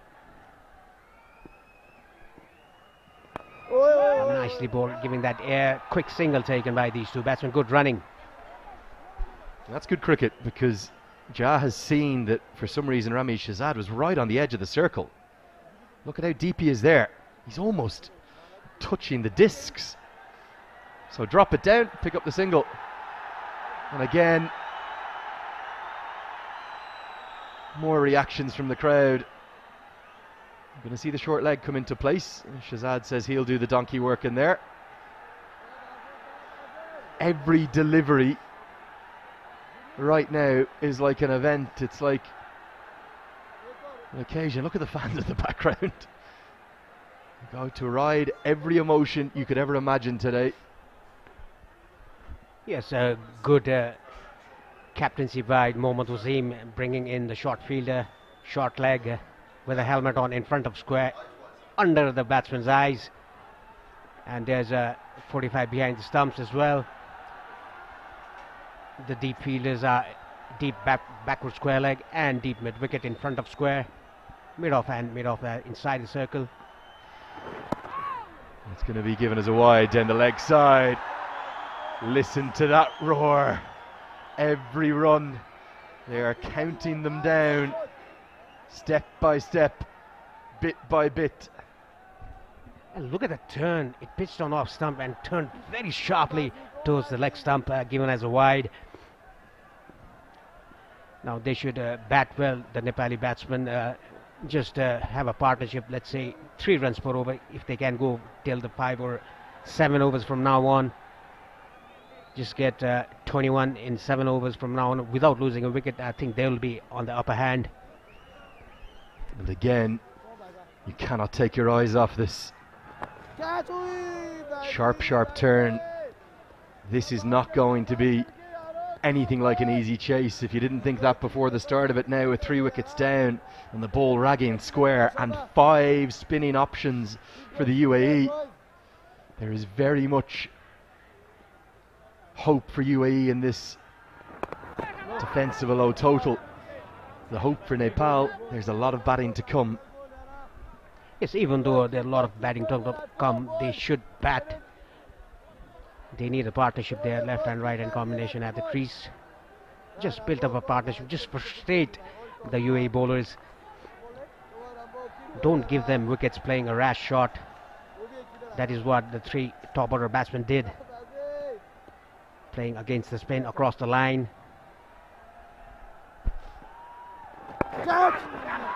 Chipped in the air over the head of short leg. He can't even move. Gets a single, gets off the mark. I have to remind everyone of the playing conditions. We're still playing a full 50 over one-day international. You don't need to worry about why we're into the reserve day or what happened yesterday with the hours of rain and the miracle work by the ground staff. Our credit to them again. But what it means is that as soon as we get to the 20 over mark, we will have an official result. Nepal have 50 overs to chase down this target, but if we get to 20 overs bowled, DLS comes into play if we can't get back out there. You know, it's not even 10:30 a.m. yet, so we have, in theory, a lot of time in the day to get all 50 overs in. But as soon as we get to 20, DLS will check in and we'll give you some of those calculations after this over. It's 27 for 3.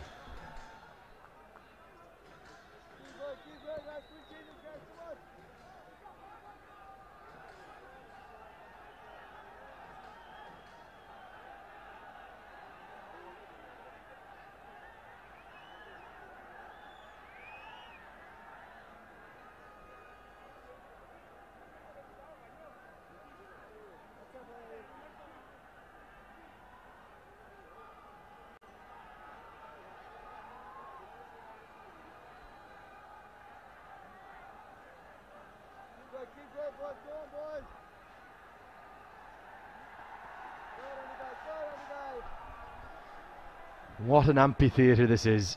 This ground never ceases to amaze me, never ceases to delight me. It's a privilege, it's an honour to be here to talk you through what is going to be a very nervy chase, whatever happens, even if Nepal get there. It's one last dance between these two great rivals. Who's going to the Asia Cup? Paresh, I told you that if we get to that 20 over marker, DLS will officially come into play should there be a stoppage. If Nepal stayed 3 down, they would need to be 47 to be ahead of the DLS par. 46. Good diving stop. I think it's Mayapan at mid-wicket. Problem is, let's say they lost a couple more wickets, they'd need to be 68 after 20. Now, as of right now, the skies are clear. Hopefully this game will come to a natural conclusion. But Nepal need to keep their eyes on that DLS sheet as well. Yes, in the meantime, Ron Mustafa doing a good job for his team. Very tight overs that he bowled in his 6th over, taking on 2 wickets already, giving away only 7 runs. Bhim Sharkey is finding it difficult at the crease. The ball is turning very sharply, pitching outside the off stump and coming back in sharply. It's very difficult to bat against that kind of spin. Again, going to the back foot, not so much of turn in this ball. Yeah, they've just taken the sting out of that little surge that the UAE had with those 2 quick wickets. But 5 spinners, 5 different spinners they can use in the team. May not see much seam at all. End of another tight over. It's a maiden. It's 27 for 3.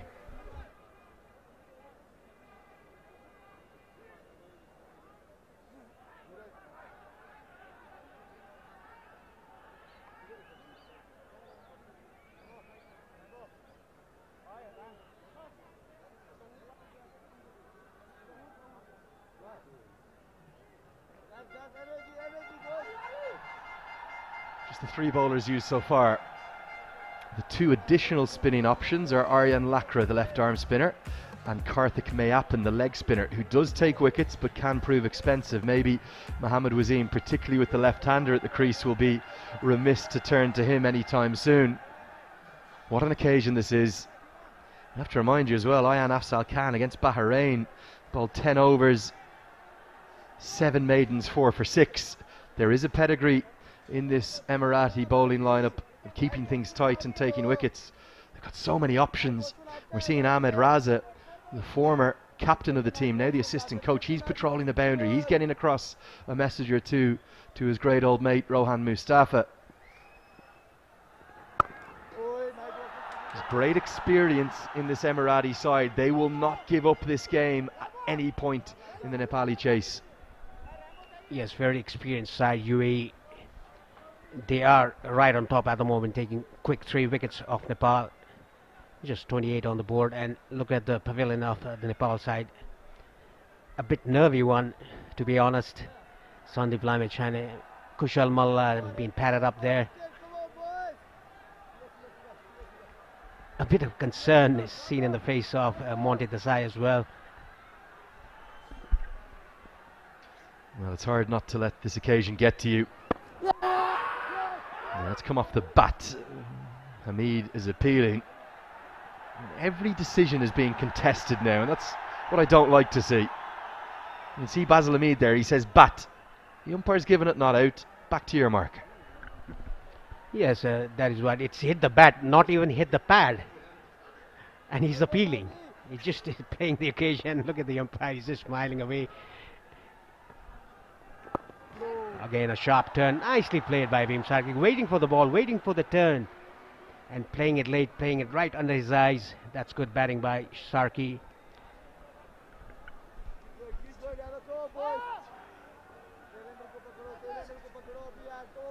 And we look back to that game on March 16th, obviously completely different occasion. UAE making 311 and Nepal in all sorts of trouble at 31 for 3. Big shot down the ground. Gulshan Jha, he stands and delivers all the way for 6, nearly up to Ush Paresh and Rohan Mustafa. He can only watch it go over his head and listen to that roar. Yes, I was taking evasive action here in the commentary box. It was coming straight towards us. Rohan Mustafa was in the boundary line. It went over his head. Look at this shot again. Nicely picked up. It was right on slot. I think that is why Gulshan Jha is sent in to counter-attack the spinners. He's a tall guy. His reach is good.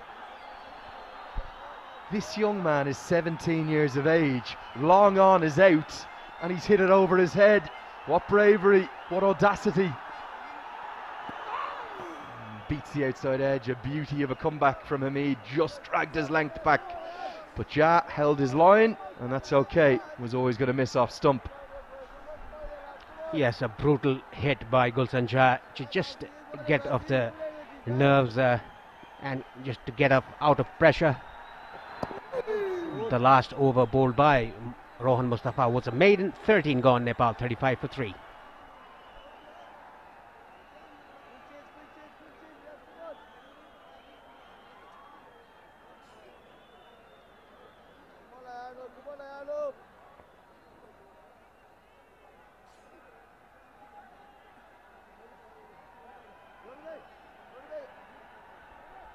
Yeah, I think Ayan Khan is going to change his ends. The youngster, he just turned 18 a couple of months ago.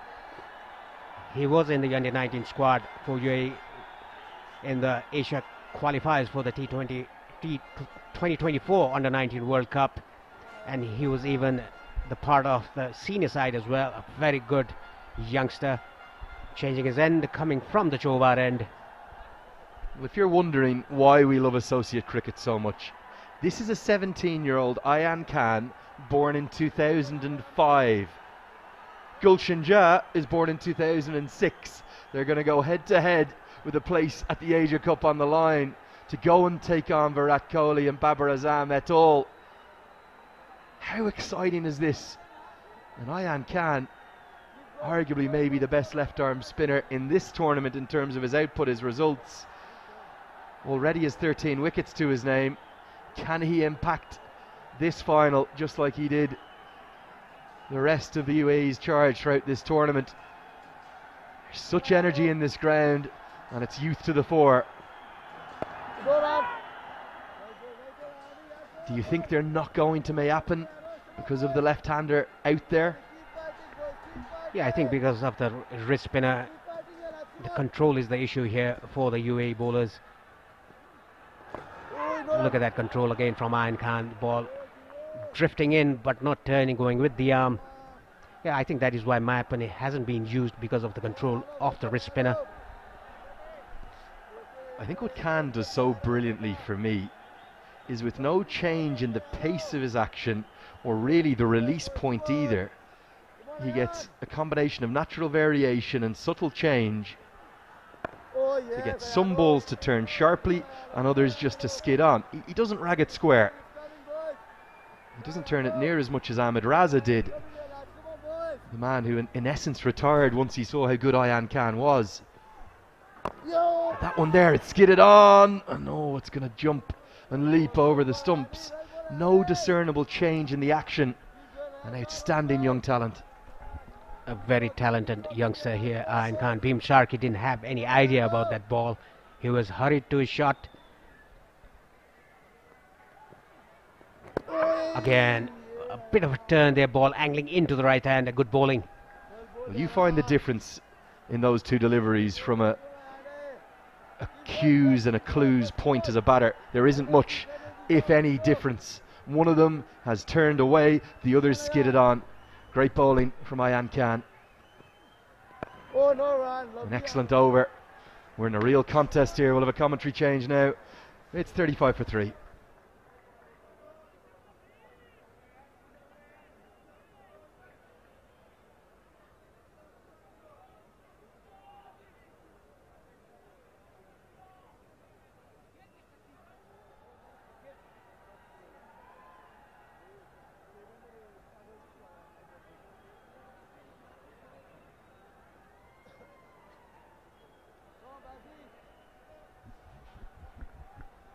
This final tingling with excitement here at the TU University ground. It's living up to all the expectations of a well-fought final between two evenly matched teams here. Nice little flowing drive, and just finds the fielder. Just what I was saying, the crowd here have been on their tenterhooks. Inside edge. The bowlers doing their bit for the United Arab Emirates, trying to restrict Nepal to that smallish target. Alongside me, Mudassir Ali. It's all happening in the middle. Mudassir. Two teams fighting for that Asia Cup spot. Defending 118. Got 3 wickets UAE. But a steady partnership building between Gulshan Jah and Bhim Sharkey. An excellent knock so far by Gulshan Jah. 21 of 41 deliveries. Almost 70% of this score has been scored by this lad Gulshan Jah. He's been sensible in his approach. He's picked the odd ball to put away with power, but more often than not it's been the cool, calm and collected approach to the bowling, paying respect to the good balls. The crowd keep on waiting for a big shot. That was almost there. That is not the best shot to attempt, going across the line against the turn of the ball, and it's turning prodigiously. Not at all needed. He's the key, the young lad Gulshan Jah, the left-hand batter. Got a couple of maxims and boundaries. He's the only batter as of now looked in control for Nepal. Just cannot afford to lose him. He's been the glue that's kept innings together so far. That's better. Just bide your time. But I said they've got so much time in their hands, and thankfully the weather has been reasonably okay. No immediate threat of rain, so they don't really have to hurry. Be selective with the shot making, as we keep on saying. 35 for 3 now.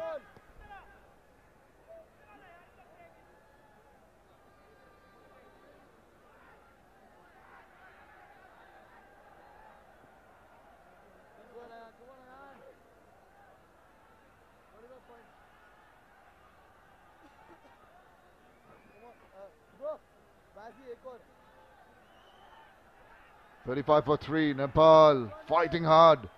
Lost their openers, lost their skipper This young man and Bhim Sharkey putting up a fight back, just clawing back after that early loss of wickets. You can feel that tension in the air. You can cut that tension with a knife here. Oh, induces the inside edge with arm ball. It trickles through, going through for the first one. Content with the first one. Who thought it will be an exciting run chase after seeing UAE struggling in the first innings? Got those 3 quick wickets. An excellent partnership. And look at the crowd. They are behind the Nepal boys, putting that extra pressure on the fielders who are stationed at the boundary line. It's not easy day for those fielders. Not at all. They are under enormous pressure. They're having to listen to all the shouting, the jeering, and also the cheering. Can't be easy. I tell you what, this has been a proper fight back here by the Emiratis. Very, very impressed.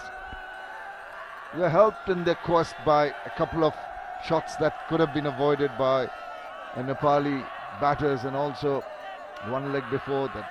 I feel the batter was a tad unfortunate, but that's all part of the game.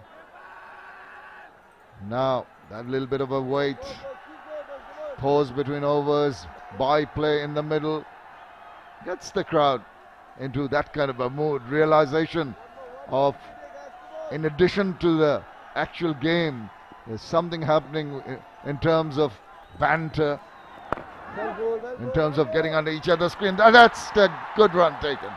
Played with soft hands before the fielder could come in. They're off and running. That's what they need. This is how you trust your partner's call. Straight away, they know there's a single on cards. A bit slow off the block, Ramesh Shehzad, but what an excellent running between the wicket by Gulshan Jha and Beam. Yeah, this is what they've got to do, milk the runs. He was all right. It was his partner. It took a bit of time and then had to put the skates on at the last moment to hurry to the other end. So impressive has been Ayan Afzal Khan right through this tournament. He's taken the wickets. Just a young lad. We interacted with him, you and I, at that ACC dinner the other day. And seems such a nice fellow. Just 17 years old, Ayan Afzal Khan playing this big match. Under pressure but bowling nicely. Yet again troubling the right-hand batter. I like the way he's asking for the ball back from his keeper. Right, quickly, I'm going to be at the batter's face very, very quickly. Goes back with some purpose to the top of his bowling mark. Batter also wise. Beam just 3 of 22. Very careful, and that's the way to go about it. You just can't afford to throw away your wicket with some rash shots. There you go. The cards which has been displayed by the supporters. It reminds me of the early 90s. We used to have the spectators coming with those cards. Nicely played but sharp, Mohammad Wasim. A decent over. Very watchful, Gulshan and Beam. 37 for the loss of 3, 16 gone.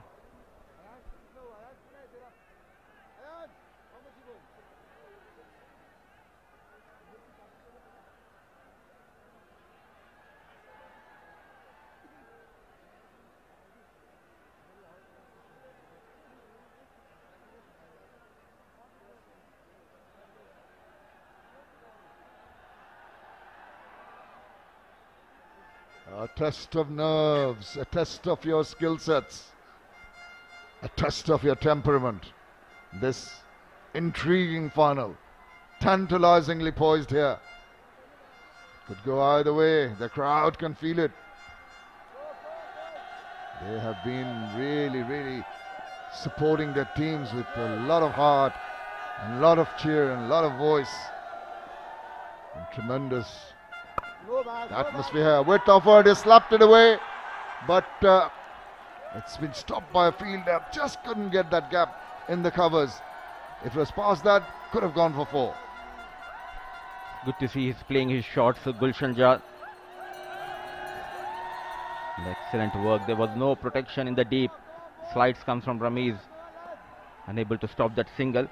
We were talking about Ayan Afzal Khan. At the other end we have Gulshan Jha, who is just 17 years old. And now he is the key for Nepal. Yeah, who would have thought? But that was quite an astute decision, I must say. No, no, no. Surprised me and Sharad when he came in to bat. The young man elevated in the batting order, normally bats around 6 or 7, and suddenly he's thrown at the deep end. And look at what he's done. He's learning to swim so very quickly. It was raining heavily and he has known how to swim now, Gulshan. And he's doing it pretty well out there in the ground. He's been a revelation. He's been so very good. He needs to carry on. Needs to be sensible, which he has been so far. Goes big! It's going a long, long way. Gone for the maximum. What a spectacular strike here by the young man. It's really exploded the crowd here with that explosive shot. Taking on the experienced Basil Hamid, not under pressure.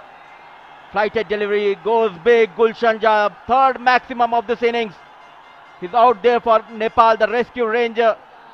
17 years old, Gulshan Jah dictating terms out here at TU International Cricket Ground. Spectacular stuff. That is a good ball. His streaky shot. He's got there. Just gone between the wicket keeper and the slip. Gets a lucky run. I tell you what, that could have been disaster. All credit to the bowler for coming back with that superb delivery. Excellent comeback, but not getting that support from the wicket keeper. They were sloppy in the field. Easy runs has been conceded by UAE and full advantage taken by these two batters. 3 extras so far. Look at the turn. Completely beaten the batter as well as the wicket keeper. Yeah, it had that turn, it had that bounce. You don't expect that kind of, with that trajectory of the ball coming in at an angle, drifting in and then turning and bouncing sharply. It's a little difficult for the keeper. Watchful, things overrun, not there. Reem Sharkey has given good support.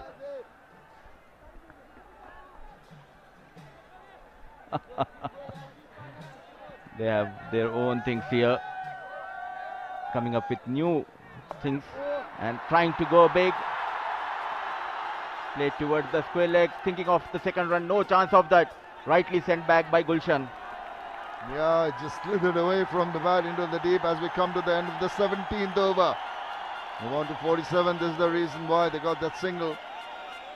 Intention was to go forward of square, ended up backward of square, but doesn't matter, they got a single. 47 for 3.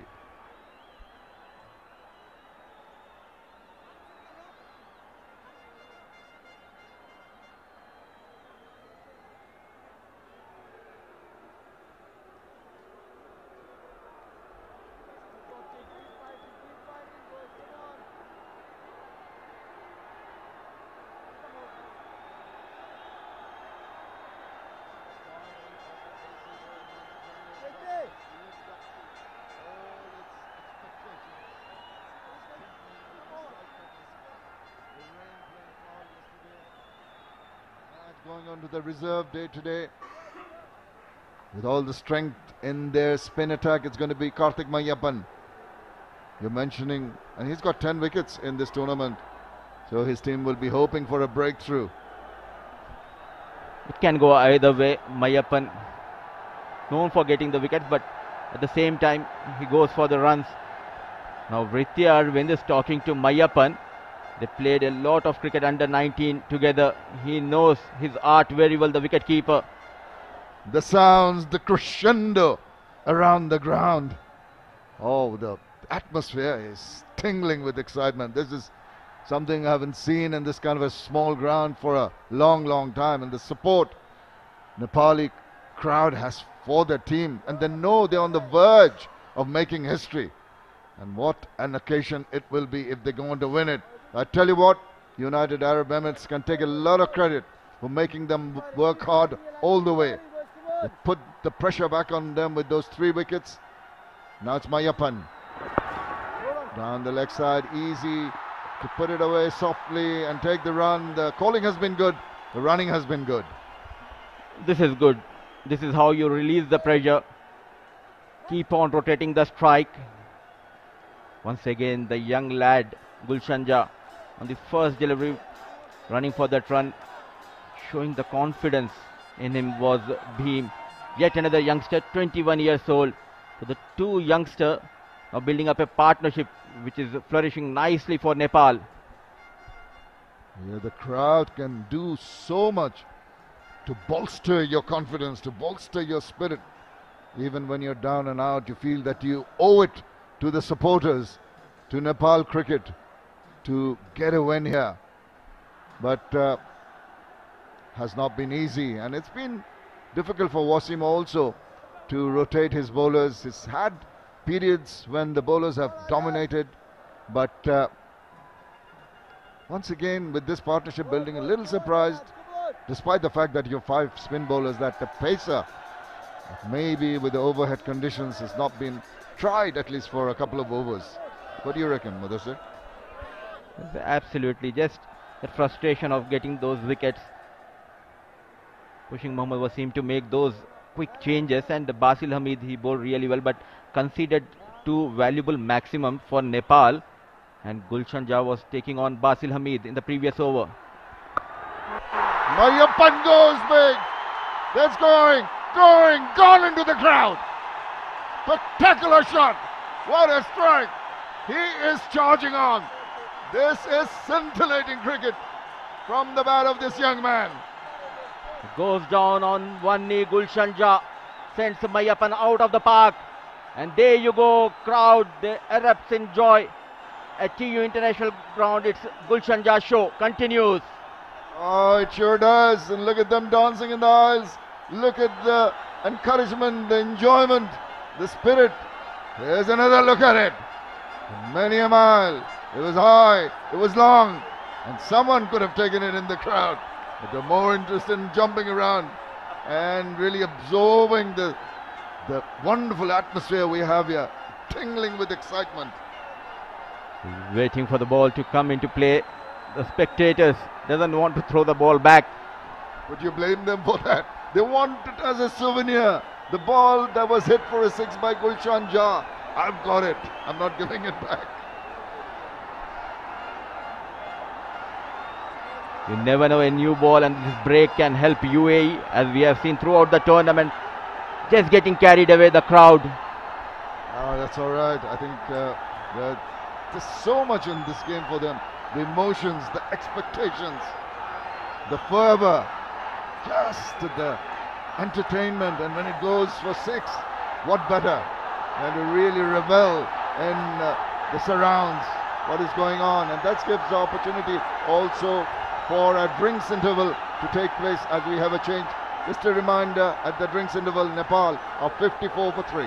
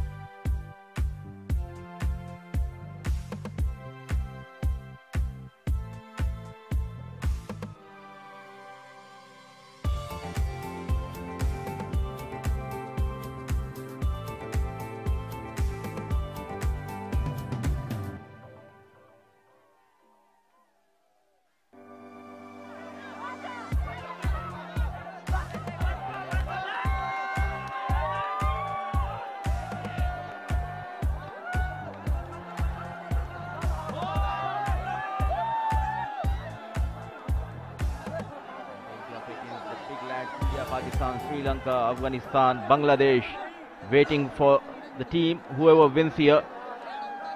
Nepal needs 64 of 32.4 overs. What an atmosphere we have here. There's dancing, there's music, there's hope, there's expectation. And there's that realization that Nepal, if they win, are on the verge of making cricketing history, which will not only affect the game of cricket per se, it'll affect the whole thinking, the positivity in the ground, the positivity will be reflected in the rest of the country, brings the country together. This wonderful game of cricket we've seen in the past happening in other countries, and Nepal is on the verge. What a performance so far. We're all set to go after the break. The batters have to be a little careful. Anytime after the break, they need to get their concentration back, need to get their focus back. It's imperative that Gulshan in particular might be tempted with the big shots, needs to just regroup, refocus. Width of word is slapped that away. It is going to the cover boundary. A loose delivery first up and immediately latching onto that. The ground has gone bonkers here. The show continues. A poor delivery, width offered and nicely put in the gap. Through the offside goes Gulshan Jah.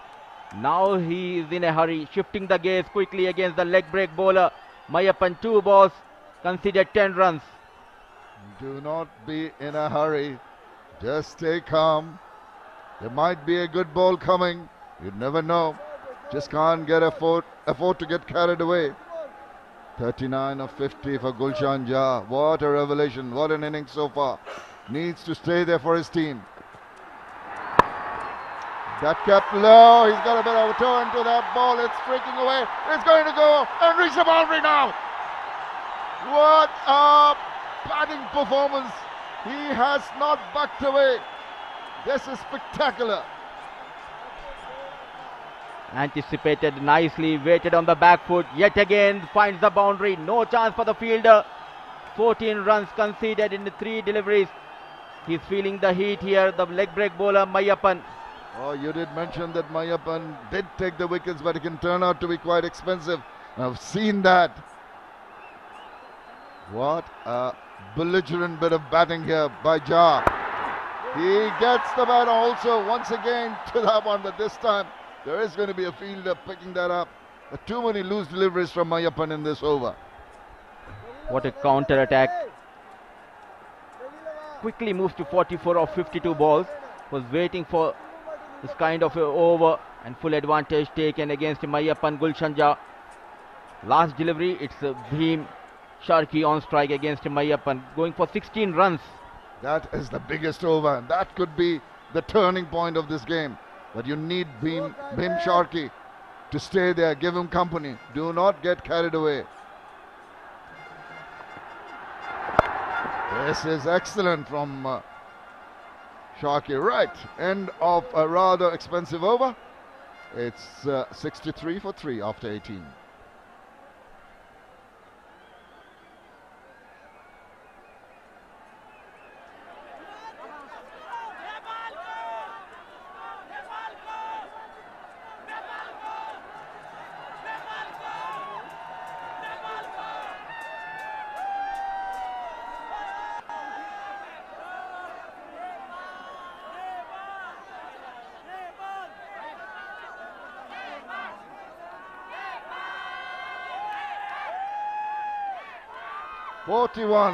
The partnership between these two, Gulshan and Bhim, have taken Nepal to a position of strength after the early fall of wickets, particularly the wicket of the skipper, Rohit Paudel. It's been a wonderful fight back in this 4th wicket partnership. Zahoor, now they have to fall back on the pace bowlers.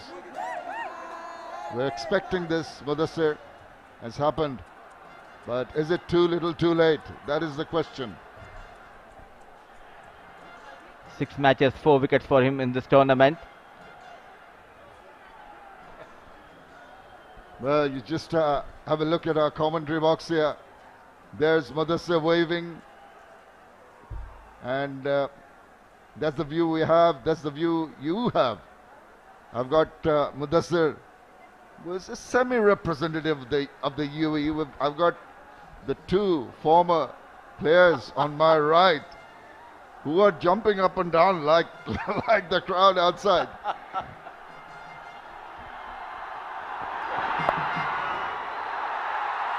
This guides the ball. Yeah, Paresh and Sharat to my right here, just in the commentary box behind us. Outnumbering Mudassir Ali to my left.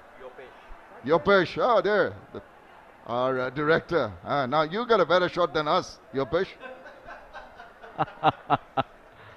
Good work done by the camera team throughout the tournament. With each run, they are stepping closer to that Asia Cup spot. 5 teams, Sri Lanka, India, Pakistan, Bangladesh and Afghanistan, waiting for the winner from this encounter. Now they are in control. Gulshan Jah dictating the term out here at TU International Cricket Ground. See what UAE is trying to do is slow the game down a little bit now. Just give the batter something to think about. It is important. With the pacer in, Zahoor Khan, there will be a little more, maybe a little bit of movement. 45, Gulshan Jah has been so very pleasing to watch him progress. But this is him on strike. He's trying to get an edge to that. There's an appeal. Umpire shakes his head. Keeper took it. But I tell you what, maybe there was a little bit of daylight between bat and ball there. Nowhere near the ball, the bat, and a good decision by Rahat Ali. Bowler trying to put that extra pressure but not getting that support from the wicket keeper Ritya. It has been the innings of so much of control, the aggression showed by Gulshan Jah. That's right on top of our commentary box here, the VIP areas. Board members has been enjoying what is happening in the middle. It's been engrossing, it's been intriguing, it's been entertaining. Right behind that, this is good from him. You want to be able to spot that change in the pace that's going to come, that little bit of extra shape that's going to happen. But just bide your time, because you have got all the time in the world. Yes, you have did all the hard work after losing those 3 wickets, building up the partnership. Credit should be given to this youngster Gulshan Jah and Bheem Sharkey as well for staying around with Gulshan Jah, and bulk of the scoring has come from the blade of Gulshan Jah. It's Bheem on strike up against Zahoor Khan. He's trying his best to get a nibble, I tell you what. He's not getting into line. He's been beaten outside the line of the off stump on 2 occasions. Got to be a little careful. Just ease off a little bit. Let the batters come and talk about, as a non-striker, you can see the angle of the ball, the shape of the ball. So non-striker, Gulshan can just go across, have a few words with him and tell him what is happening. Absolutely, and I reckon they have played out that phase where they were in with trouble. Now they are in complete control.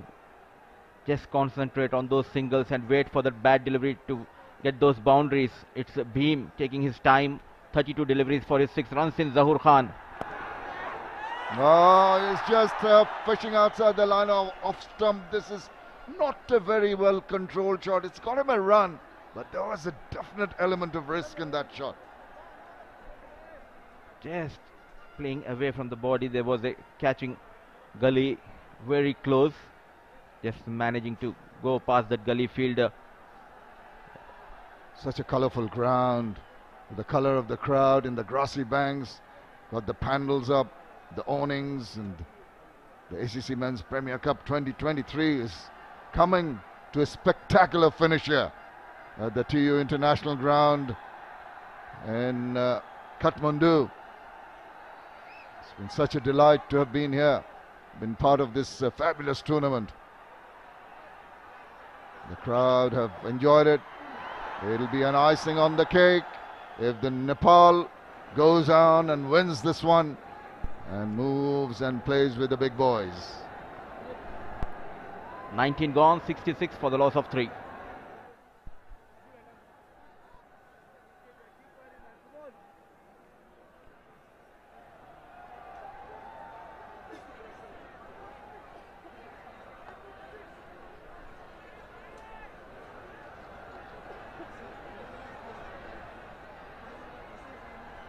66 for 3. Gulshan 46 of those 66 runs have been made by one guy.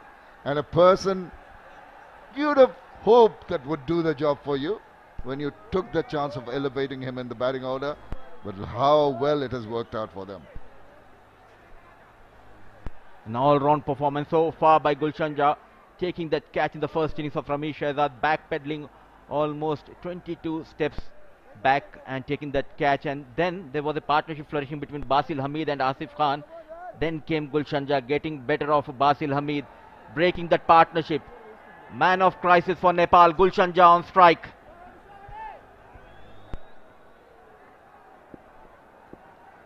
Rohan Mustafa has been good, 2 for 7 so far. But now it's a different mindset. The whole scenario, the whole complexion of the game has changed. Slowly and gradually it's been hauled in by the Nepali batters, particularly Gulshan Jah. But also must not take credit away from Bim. It's given him support. Looking more confident in negotiating Mustafa's bowling now. I'm so impressed by this lad Gulshan Jah. Look at that composure and calmness in his batting so far. He knows when to go after the bowler. Now showing some respect to Rohan Mustafa. Not at all in a hurry, Gulshan Jah. When you know a bowler has got his rhythm, is turning the ball, you just try and play out his overs just like that. Little push and run, soft hands. This is good running. That's what you need to do. You see, the bowler gets frustrated. Bowls good deliveries. The result is that little push for a single with the angled bat. Taking on the fielders. They were excellent. Talked about the running between the wickets between Gulshan Jah and Bhim. Sharkey responding and complementing each other very well.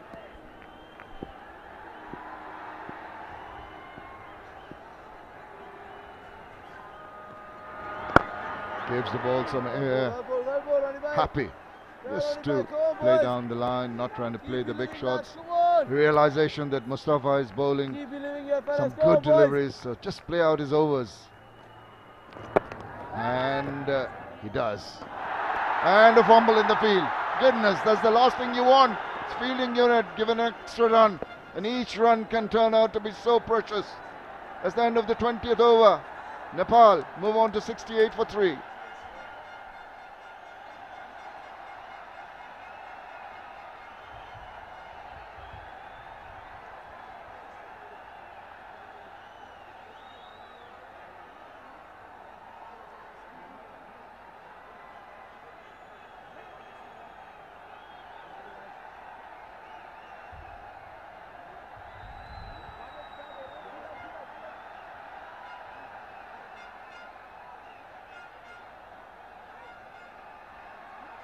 The crowd are on the field. They've been shouting their throats hoarse since the morning, since well before the game started.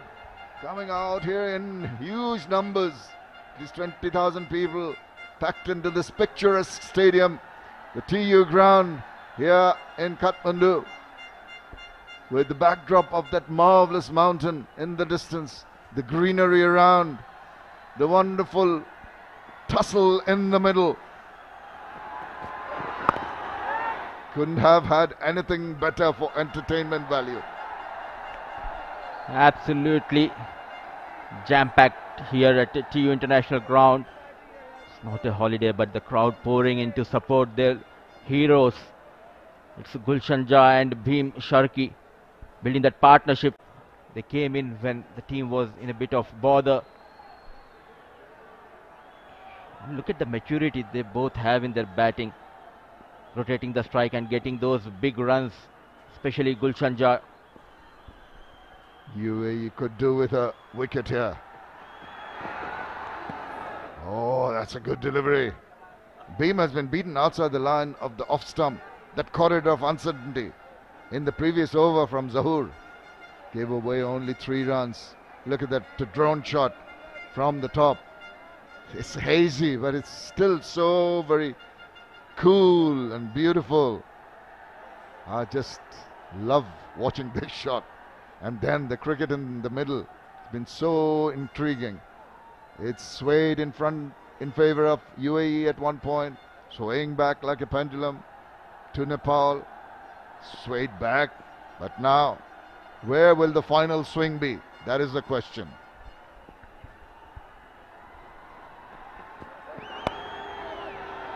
Very watchful, not at all in a hurry. This is all they need, because now we will be having a result. We have passed the 20 over mark for the DLS method to come into play. Not only us, but the three commentators, Andrew, Sharad and Paresh, looking smart and bit tense. They are almost there, the Nepal boys, trying to create the history. Well, I hope the weather does not intervene, but they're definitely way ahead, Nepal, if the game was to end now. We can have a full match, 20 overs have been completed, but Nepal wants to finish it in a proper manner. Shimmy down the wicket, soft hands, good running, pressure on the fielders. This is technically a very good way to go about it. You can see always they're trying to put pressure on the fielders. More often than not, it works. This is the advantage when you have the youngsters in your side. Quick lightning between the wickets, both Gulshan Jha and Beam. Sharkey responding to the call of Gulshan Jha straight away. Beam going for that run.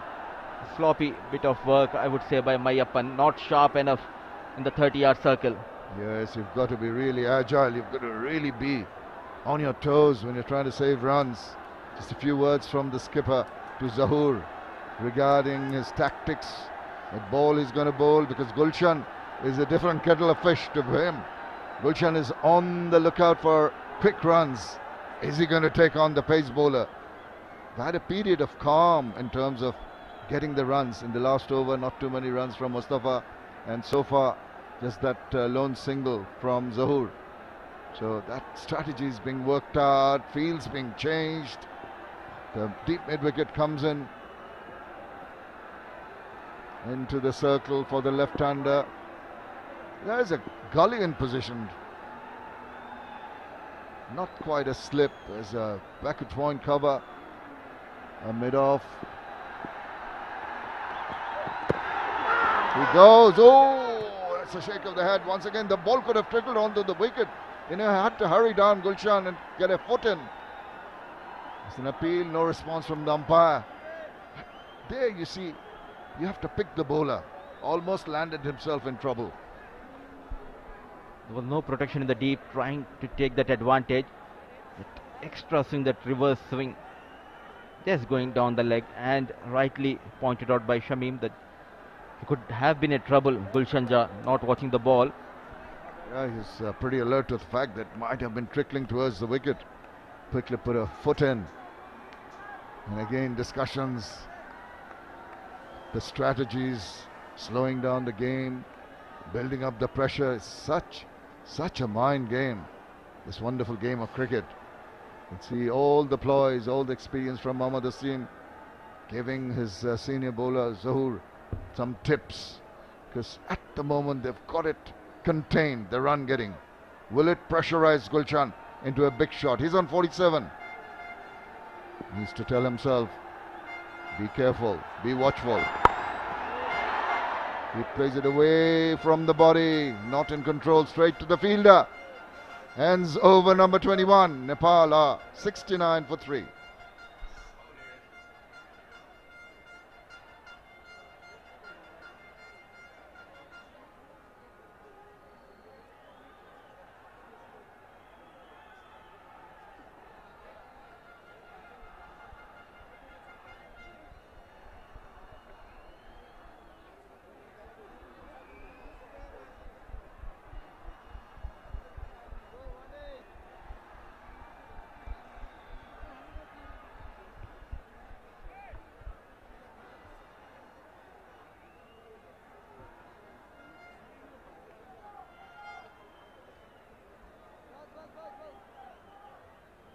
Nine runs required to win, 49 runs away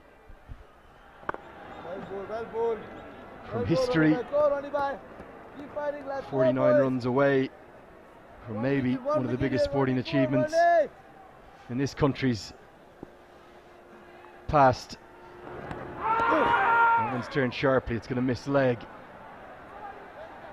People will look back at the 2014 World Cup and they will say, well, that was big, but it was just the one test nation they played in that, in Bangladesh. And despite 2 victories, they couldn't get through to the main stages. Should they get these 49 runs, India and Pakistan await. We will guide you through the next 7 overs, and I've got Sharad Vasakar with me for the first time today. Very good morning, Sharad. What an atmosphere again. Good morning, Lenny. Yes, it is. It's mesmerizing, it's electrifying. As Nepal move slowly and surely towards the target. They are 70-3, just 48 runs away. Experienced Mustafa bowling his 8th over. He's picked up the 2 important wickets. And Gulshan, how well he has batted, Lenny. He's been phenomenal. You were judged as a captain and as a coach and the leadership group of this Nepali side by your big decisions. They've made some big ones in their recent past.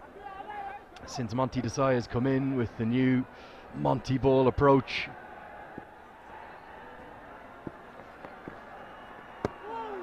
Was that one probably a little too full to cut, and Shadows coming forward instead. Great to see the signs, the passion, the love, the joy for the game here. An atmosphere as raucous and as electrifying, as you said, as I can remember. That's a beauty. I tell you, first slip has done very well to save 4 byes, no contact with the bat. 22 bowled, it's 70-3.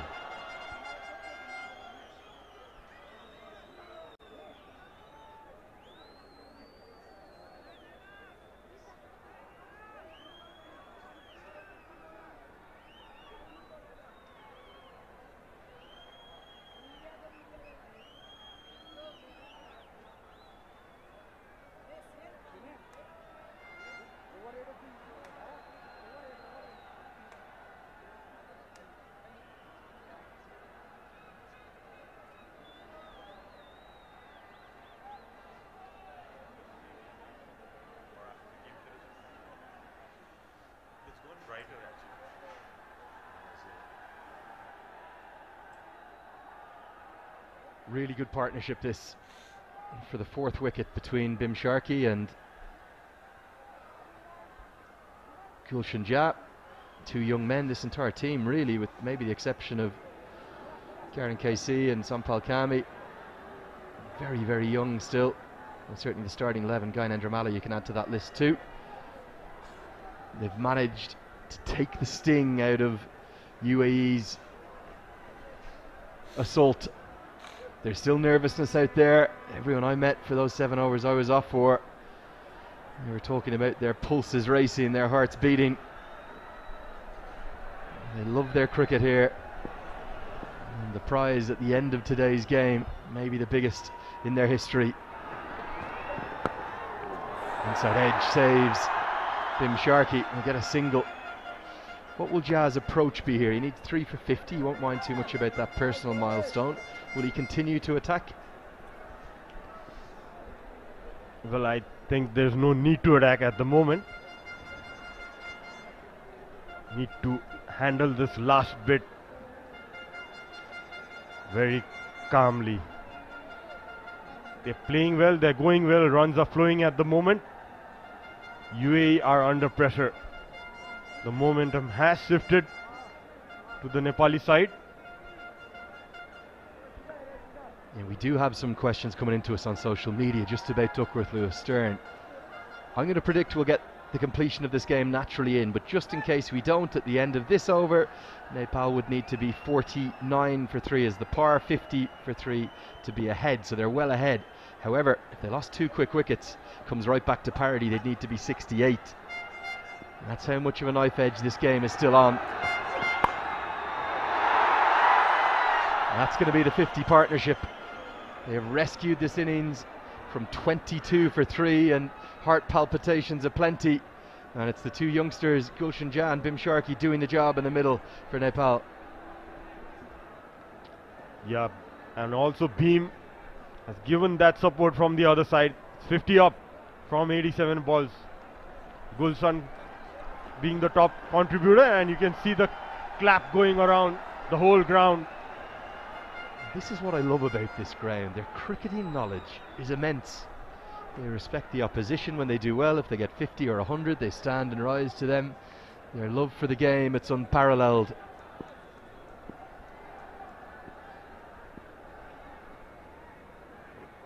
They've done all the hard work now. If they just keep going, even for another 25 or 30 minutes, maybe that will be enough.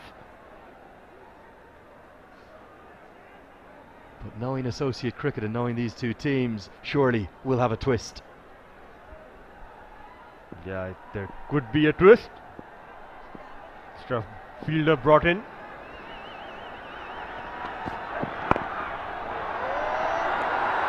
Played very responsibly, these two, and they're going to pick up a couple here. Crowd love that. Gulshan Jah thinks about a third with Basil Hamid just teasing him. They brought that deep square leg fielder inside to stop that single. It was played softly towards the square leg for another 2 runs. You see the shake of the head from Zahur. Every run counts here. That's how big it is. It's the Asia Cup. Who is it gonna be? Is it gonna be Nepal or the UAE? Well, that's what's on the line. First ever appearance. Okay, my Nepali's not that good. I won't be able to translate that one. Driven confidently, driven stylishly. Won't be a boundary, will be a couple. Back-to-back twos. Nepal, they inch ever closer. Yeah, he's saying, "Maat chipleti khelna aako condition." That's what he's saying. It's slippery conditions out there. Well, what a pair of shades as well. Looks like a young Bono from U2. Little superstar. I've seen so many families here. That's been a real notable difference to potentially a month ago. It was maybe more college students, and we've seen lots of girls and women in enjoying the action. What an occasion for the country. What an occasion for associate cricket. Right it away. Gonna run away. It's 4 more. The roars, they're getting ever louder. And the finishing line, it's coming ever closer. It is. Just guided it. You could see it was intentionally played there by Beam. No fielder there. The third man was pretty wide. And he gets another boundary. Beam.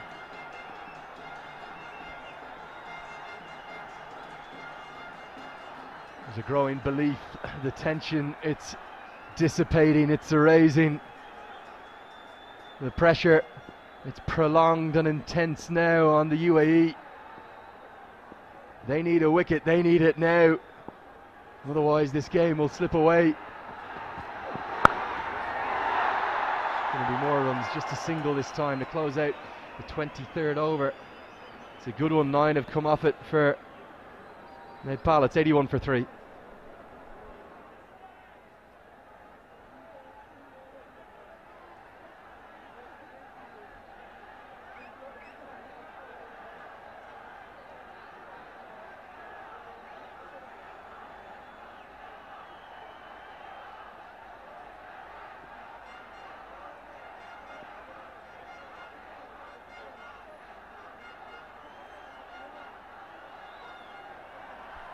I think I've got that one. Assalamu alaikum, Pakistan. That means a very hello. Nepal loves Monty Sir on February 6th. I think that's when he came. And look at the Nepali flags flying everywhere. That's the destination for Nepal. A misfield. Oh, Rohan Mustafa. Ronnie, what have you done? It's slipping from the hands and it's slipping away from the UAE team.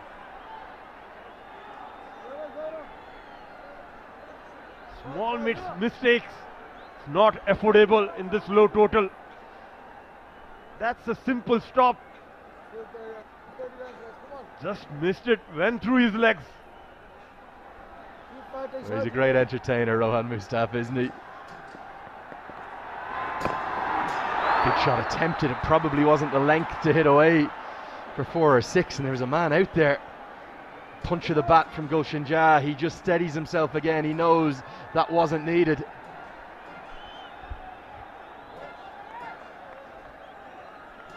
Just miscuing it. Had a deep mid-wicket in place for that shot. Just a run away, Gulshan Jah. How well he has played. 3 4s and 4 6s in a pressure game. That's well bowled by Mustafa. Bit of pace on the ball. Yeah, Mustafa has been very economical, but he's running out of time. He's just got 9 balls left. Get through these 9 balls. For me, the game is Nepal's. Sharkey will know that, as will Jah. The runs have come much more freely off the likes of Zohar Khan, Karthik Mayappan, short spell. They can feel it. That's how close that Nepal are. Is there a superstar in the making? Lenny Gulshan Jah. A 50 of the last game against UAE in that pressure game, knockout game. Looking good again. A quick single taken. It's Nepal are 83 for 3.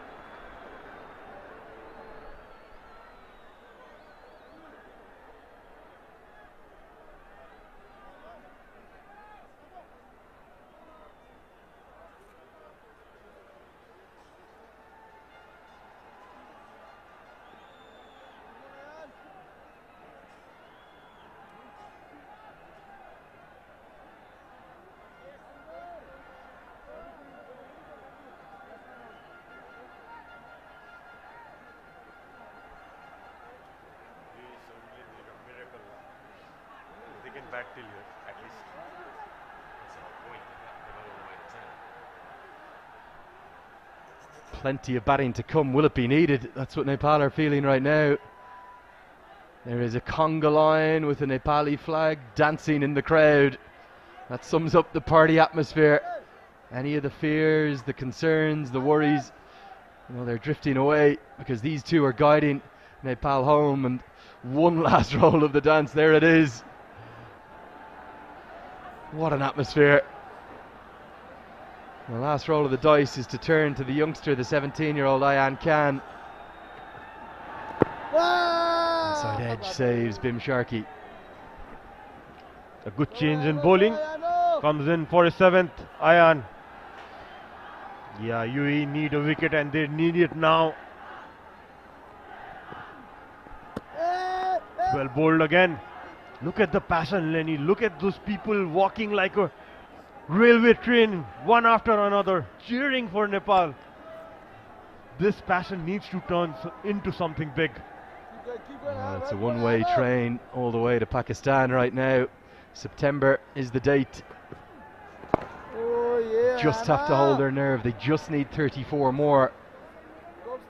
Sharkey has been much more cautious, but he's played the occasion perfectly. He's just focused on each ball. He knows that there's been 50 overs to chase down this total. And now a stroke of aggression. It's a stroke of success. It's a stroke for 4. They know that this game, the finishing line is coming into sight, and Nepal, they're going to make history. Playing with the turn beam. Played it right in the gap between the third man and slip. Runs away to the boundary. Another 4 added to the total. Getting ever so close to that Asia Cup, Nepal. Handled into the pad this time, no turn. And also think about the composure and the confidence of young Bim Sharkey. He was dismissed against Qatar playing a reverse sweep off a seamer.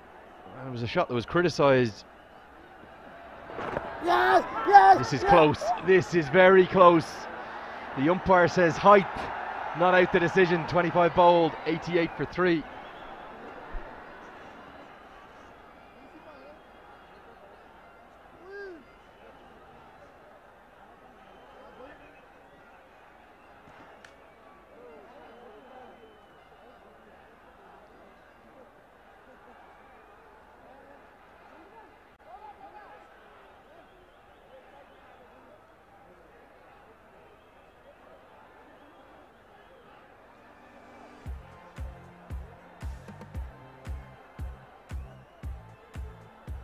Well, we always have a late twist, we always have late drama, we always have a late turn. Has it just been avoided because of an LBW appeal that was given not out?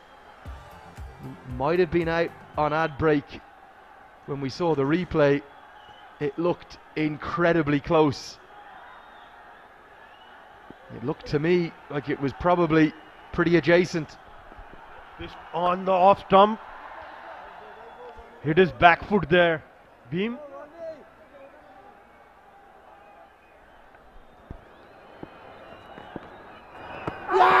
Inside edge, I think. That saved him. Mustafa didn't see it. Probably going to go on and hit the stumps. But bat and then pad means that Ja survives. Mustafa not happy. Big appeal. Yeah, that's the first impression we got from the comment box. Gulshan. Yeah, Gulshan also showing the bat. Very close one. See the boo going around the ground. A clear inside edge and a good decision. Vinod Babu holds his composure.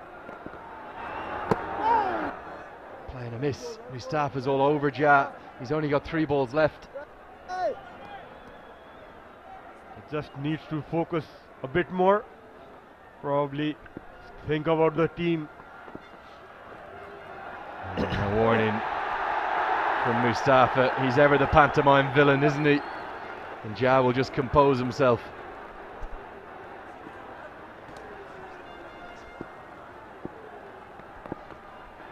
Another inside edge. What an over this is from Mustafa.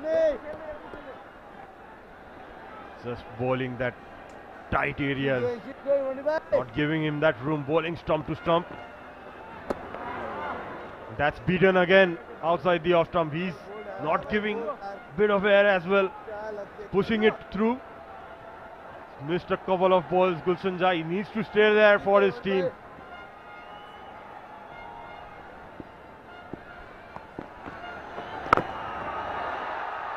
Well, a brilliant over. It's a maiden over, but it also closes out Rohan Mustafa's allocation. He finishes with 2 for 13 from his 10. It's 88 for 3.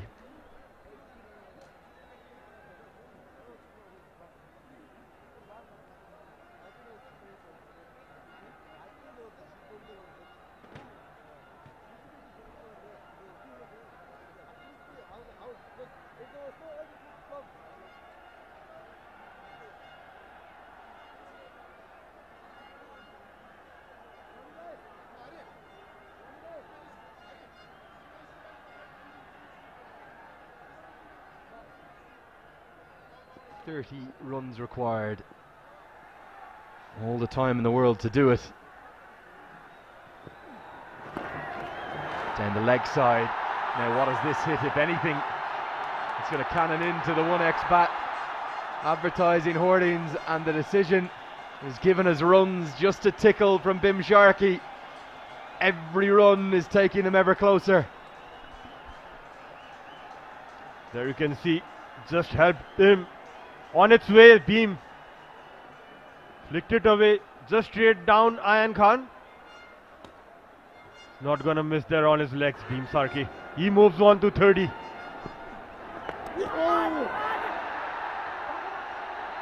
Big appeal. They're running again. Well, was there an inside edge here? Junaid Sadiq has to tear after it. It's given as leg buys. How close is this?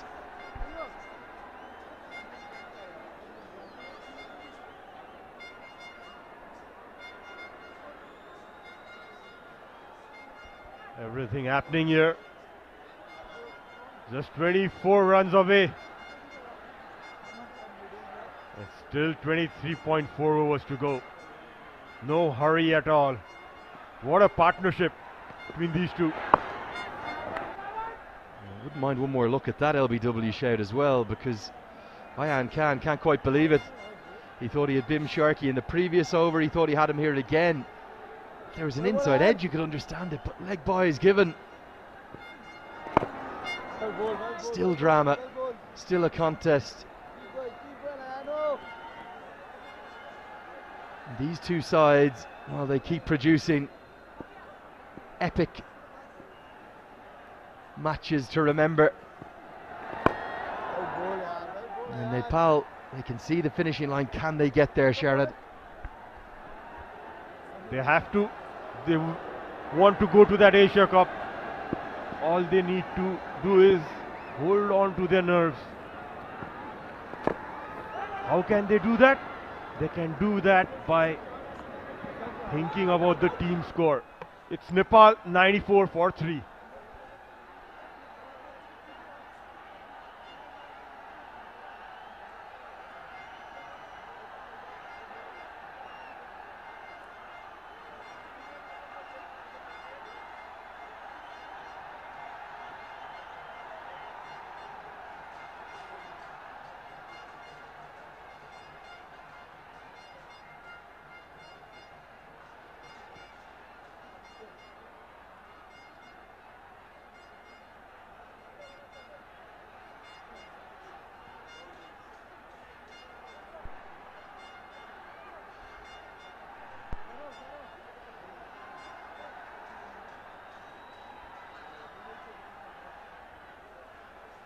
Well, these two teams, they continue to entertain us. They continue to serve up classics. In the recent past, prior to Monty Desai's arrival, it's been all UAE. They've been the nemesis of all of the Nepali fans. But as Gulshan Jah looks to the heavens, he knows how close Nepal are. They took the third and final qualification spot for Zimbabwe from the UAE. The under-19s took the World Cup spot. Can they now take the Asia Cup spot too? Jah has faced 9 consecutive dots on 49. Just trying to make room and hit it outside that off stump. He has missed those balls. Yeah, good thing. Beam Sarki coming up to him, calming him down. Just needs to wait and play the ball. Nicely driven, straight to the fielder. A testing time for Gulshan.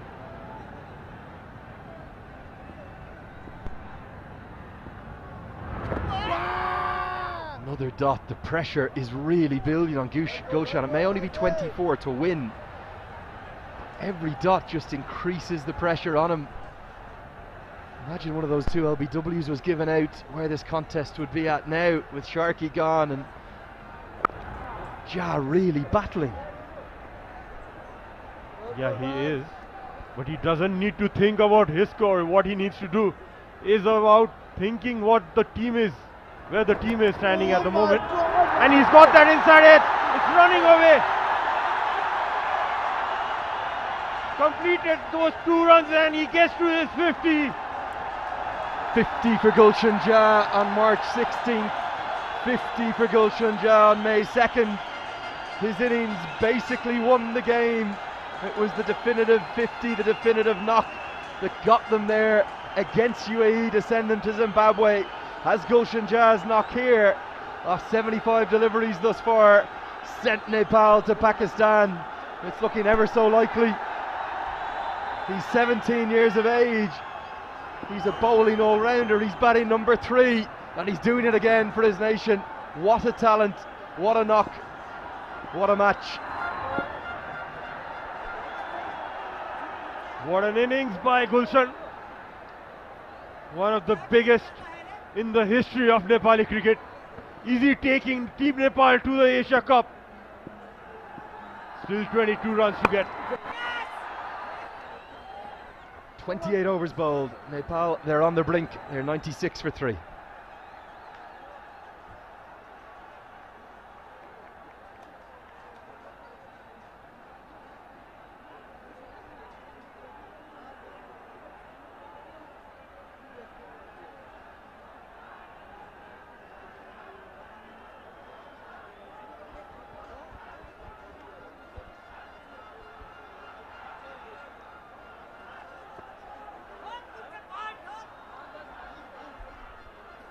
The partnership between these two batsmen, 74 of 121 balls, a very good partnership.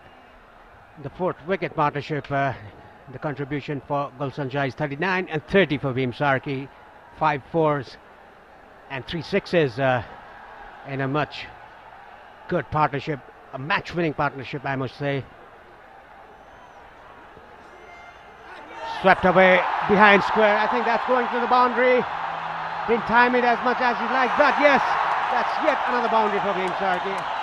I would like to invite Mr. Shamim Chaudhry here in the commentary box. Thank you very much. And Nepal reached the 100-figure mark. They're on the charge. They're on the brink of making history here at the TU International Cricket Stadium. And got a nice little sweep to get the 4 runs that takes them to the 100. Closing in on that famous victory. Closing in on a tremendous performance right through this tournament. And that is good from him. Sharkey has shown a lot of resilience and shown composure, shown patience. Has been perfect foil for his partner. 65, the second 50 comes in very quick time. Another misfield, a short extra by Mayappan, resulting a single, inching towards the victory. Nepal team just 17 shy of playing the Asia Cup and becoming the winners of the ACC Men's Premier Cup 2023. History in the making. And Nepal go on to win this game. They look to be going in the right direction. There are lots of wickets in hand and ample amount of time. Ayan Afzal Khan gets underneath that one, but there is a fielder in the deep, straight to him, only going to get a single. Yes, you're trying to go over the top, got inside part of the bat. Gulshan Jha just dragged that down towards the long on fielder. It has been a very good partnership between these two. Driven that, getting that inside edge. Smart bowling by Ayan Khan. It has been good bowling. You must give the Marathi bowlers the credit for really making the Nepali batters work hard. Took the early wickets, put the pressure on. But this man, young Bhim, with his younger partner Gulshan Jha, they've been a revelation. 29 overs done. It's 102 for 3.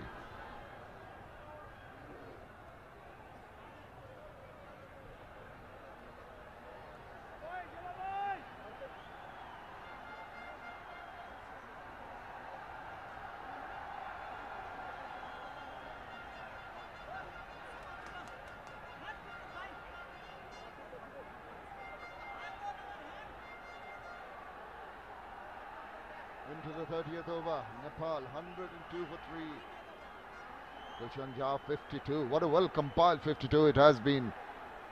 And Bhim Sharkey really giving him the support that was needed. It's going to be Basil Hamid, who made a name for himself. But what an atmosphere we have here. And you must be really happy to be part of history here, Paresh. Yes, definitely. Look at the crowd, they had come in numbers as they were here on the 16th of March. The same two sides playing there. Nepal coming on top that day, and yet again today they are right on top. Big heave down the middle wicket region. Goes for a maximum. What a strike. Oh, he wants to finish with a flourish here.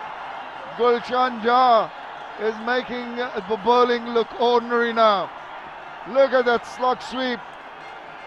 He's got a lot of power, full swing of the bat, point of contact, perfect, into the crowd.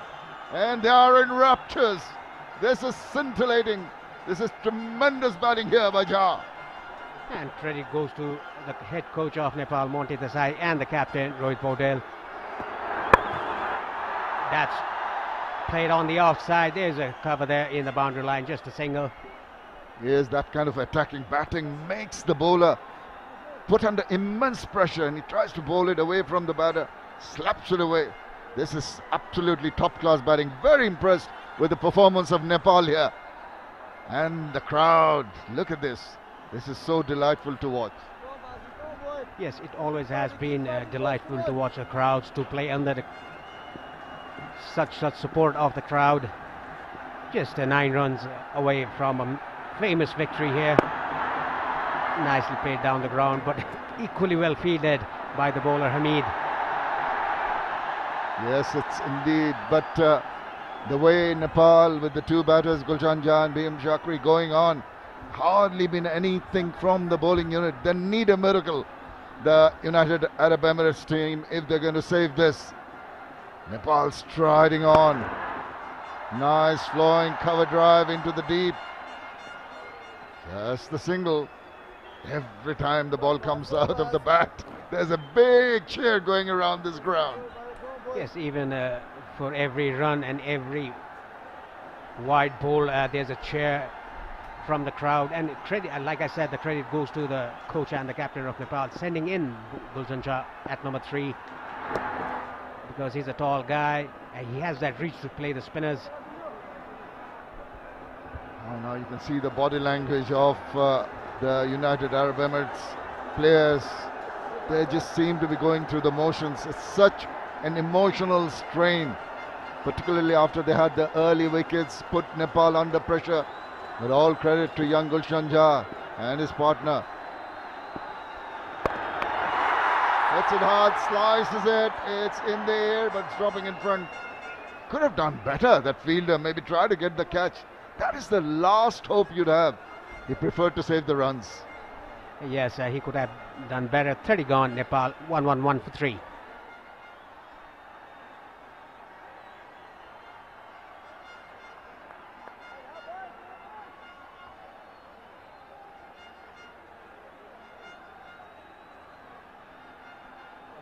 Look at Karan Casey there, just laughing around.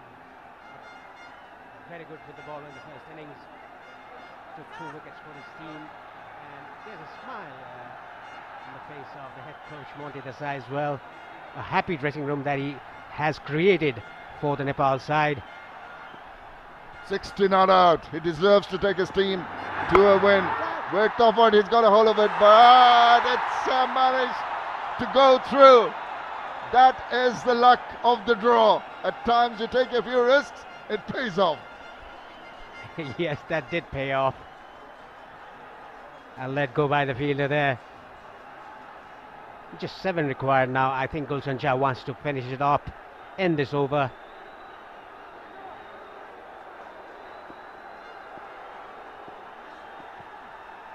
Backline. Oh, hit it over the top.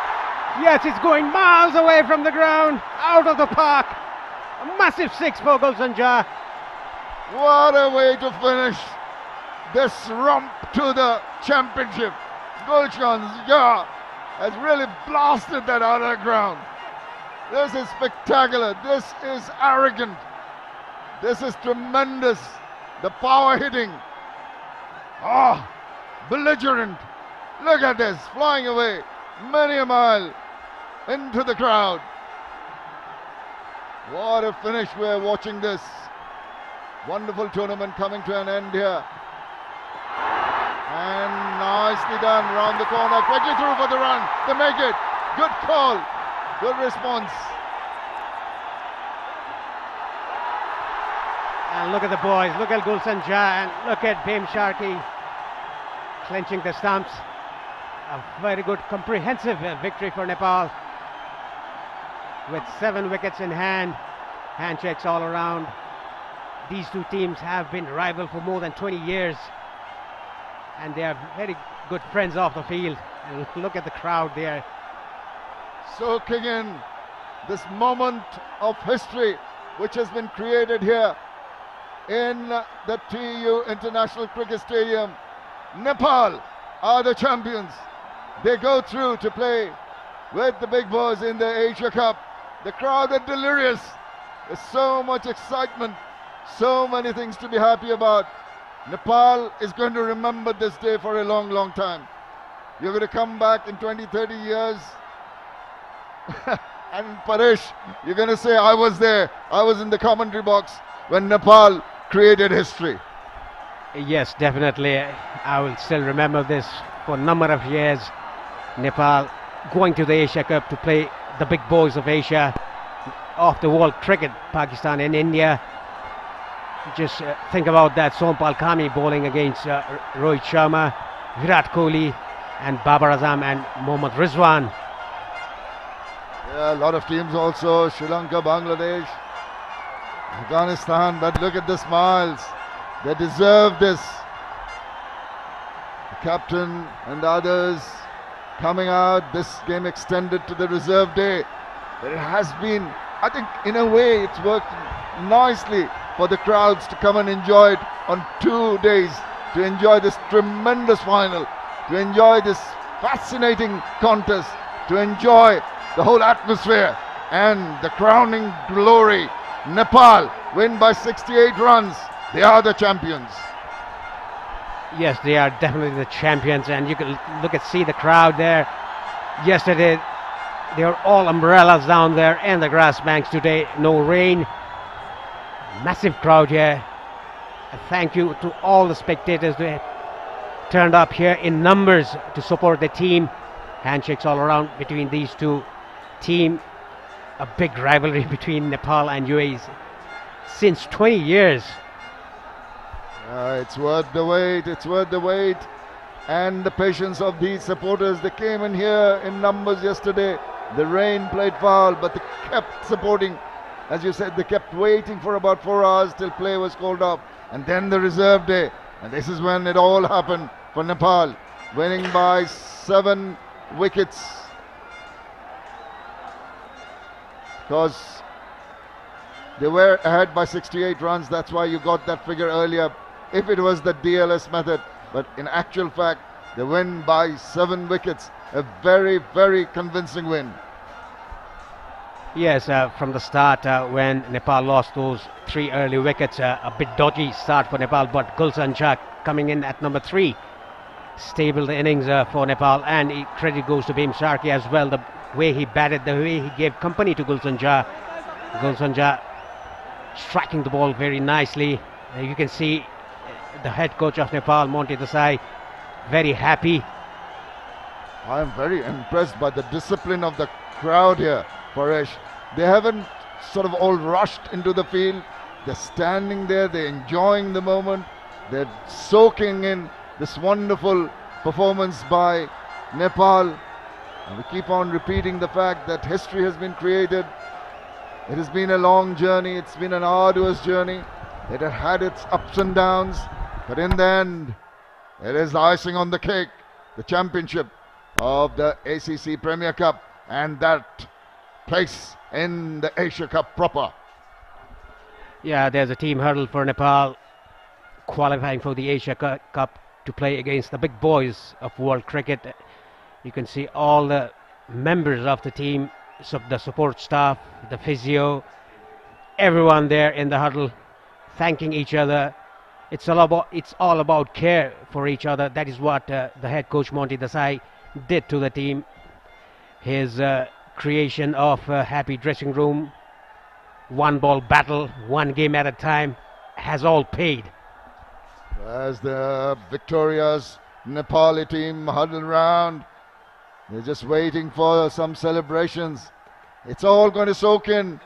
The adrenaline is flowing now. There will be parties all around Nepal, I'm sure. There'll be entertainment, there'll be enjoyment. And joy will flow through the mountains and the Himalayas and all around the valleys of Kathmandu and all around this wonderful country. Yeah, this is not only the big achievement for the Nepal side, but the whole nation for the flag. This is the first time they will play the Asia Cup. They have been qualifying for the Asia Cup earlier, but because of the technical issues, or they haven't played the Asia Cup this time around. They will play the Asia Cup, the Nepal team. And there's a team hurdle. I think they are going to look at the head coach Monty Desai. He's thanking his players. I haven't seen him with such big eyes. And why not? Look at him. You have done well, boys. You have just given the hope to the nation that cricket has got a wonderful following, and hopefully with this wonderful achievement, it's going to bring in more interest in terms of corporate support, in terms of support from the government and the services. Everyone, I hope, will join in to try and take Nepal cricket to greater heights. Yeah, look at the winning run here by Gulshan Shah. A quick single taken by Bhim Sharkey. Look at him, he's so delighted. Picks up the stump, rather 2 stumps for him, a souvenir. He deserves them all. But there was quite muted celebration. Even when that run was taken, Gulshan was just picking up his gloves and he was taking away the wickets. But that tells you that in addition to all the emotions, they were so professional in their approach and finishing that when the team were under duress, losing 3 wickets, particularly that of the skipper. And then suddenly you see that brilliant partnership between Gulshan Jha, who made 67 of 84, and Bhim Shakri, giving him that great support. And this partnership taking Nepal to 118 for 3, which was good enough for a 7-wicket win. Yeah, it all started on the 14th of February, the Valentine's Day. Look at the bowling card first. Ayan Khan, 9.3 overs. The youngster, 18-year-old, 1 maiden, 39 for 1. Mustafa doing a very good job for his team, 10 overs. 3 maidens, only 13 runs given and 2 wickets. Hamid, 7 overs, 2 maidens, 31. Mayappan, just 1 over. That over changed the course of the game. 16 runs given. And Zahoor Khan, 3 overs for 15. It all started on the 14th of February. The first game here at home of the ICC Men's Cricket World Cup League 2. And look at the partnership, 96 of 136. That is the reason why Nepal has qualified for the Asia Cup.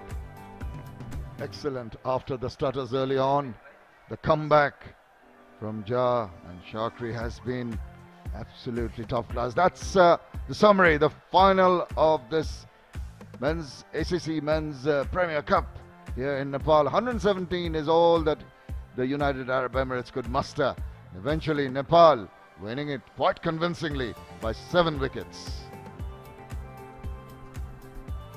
Yes, I think Nepal team is just having the hurdle for their team song that has been completed. Everyone thanking each other. Look at the clap there. A very proud moment for Monty Desai and the team, the support staff, the management. Credit goes to Cricket Association of Nepal and the Sports Council and Nepal government as well, and mainly the spectators. They came out here in numbers after the rain yesterday. Oh, that's a lovely sight from the drone, just confirming the fact in this final between Nepal and the United Arab Emirates. Nepal come out winners by strong and a convincing victory by 7 wickets. We'll just have the highlights for you as the Nepali players exchange greetings. They have been a very professional unit. Let's just have a look at how it all started in their innings. Got the boundaries going, but then few stutters happened. The loss of those wickets. Intents were clear early on. Yes, it all started from Asif Sheikh, the first boundary he hit, and there was a bit of a trouble, 3 wickets down, and then came in Gulshan Jha and Bhim Shakri, the partnership. That is the reason why Nepal has won the ACC Men's Premier Cup 2023. Look at the fours. That was just clipped off his pads slightly. There was a sweep shot again by Bhim Shakri, just rolling towards the fence. A very good team effort, I must say, winning the toss and bowling first. These are the sixes hit by Gulshan Jha, massive ones. They were massive ones. And that is when the whole game turned round on its head. The crowd went delirious when this one was hit. And the ball was lost in that crowd. Understandably, they want to keep it as a souvenir. And the bowler was forced into bowling wide deliveries and immediately pouncing upon that. Jha was a delight. He had the slog sweeps. He had the square cuts. He had all the shots in the book. And support from Shakri kept on pummeling the bowling. Yeah, look at the Nepali players just thanking their supporters, walking in the boundary line. What a delightful sight that is. The players just going around and soaking in the applause from their supporters, the colourful supporters, the dedicated supporters, the patient supporters, and the man who's held it together is absolutely over the moon, understandably, with this tremendous performance. Yeah, he still remembers the date that he was appointed as the head coach of Nepal, 29th of January. He says he always remembers that day, and so many big achievements after he got that appointment of the head coach of Nepal. And you must say the Nepali crowd has seen this quite often. 16th of March, they've seen this. Now today, the 1st of May.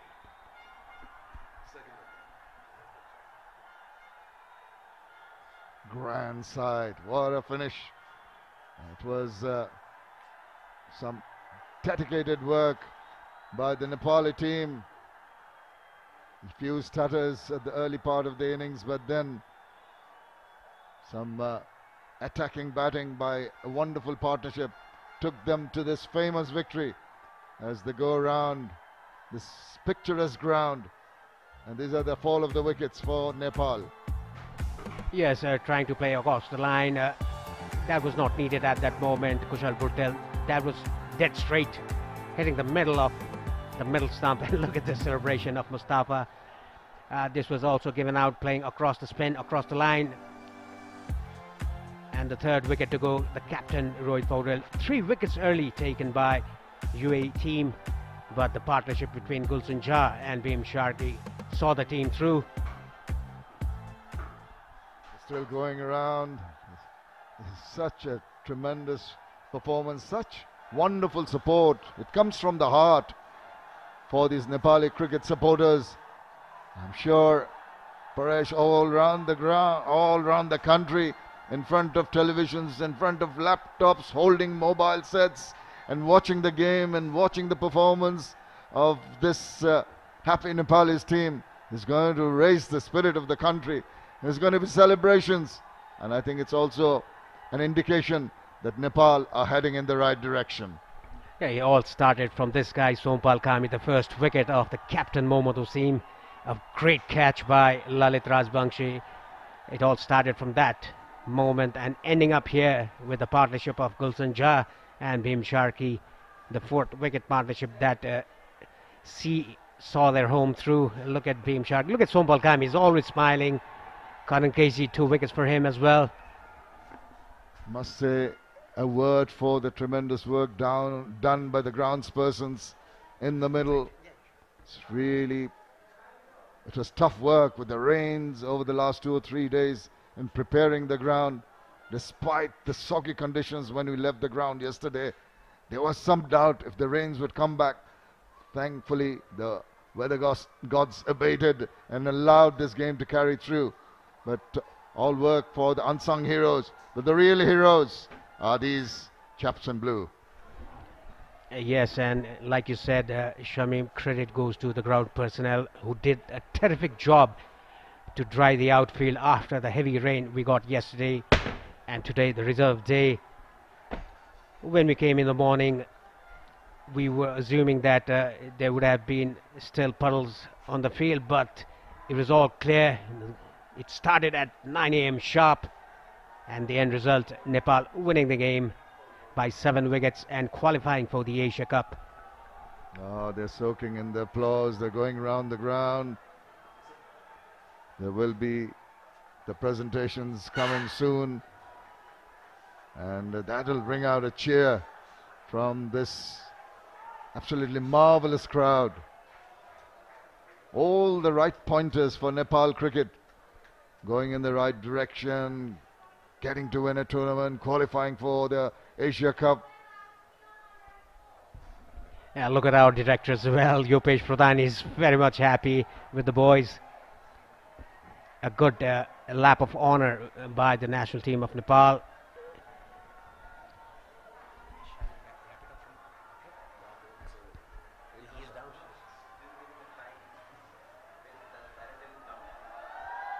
We're just preparing for the presentation ceremonies.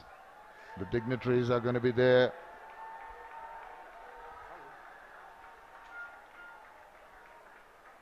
And also, it's just subdued at the moment, but you wait till the announcements come, until that wonderful trophy is lifted. It's going to lift this crowd. But what an achievement. A few words for the United Arab Emirates too. They played with a lot of heart. They reached the finals of this prestigious tournament. Then they can take a lot of pride in their achievement. They are a well-versed team. They're used to the big leagues. But here's an opportunity for Nepal to join hands with them in being a regular member of that kind of an elite circle, if I can call it that. Not even a single person has left the grass banks. They want to see the final presentation. It's being prepared out there in the field. Well, the players are enjoying themselves, the crowd are enjoying themselves. We're going to take a short break, and we'll be back here at the TU Cricket Stadium with the presentation very shortly. Hope you're going to join us for that.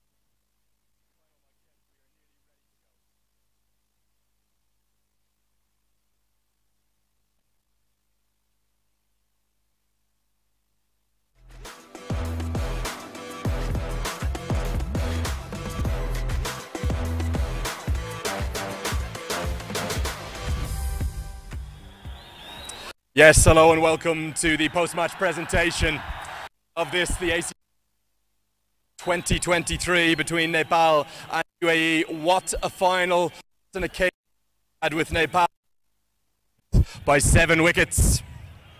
The Asian Cricket Council would like to thank the host, the Cricket Association of Nepal, and all of their sponsors for their support, and also all of the fans for all of their attendance throughout this incredible competition. UAE could only post 117 and it wasn't enough. They lost by 7 wickets. I'd like to start by introducing you to my presentation party.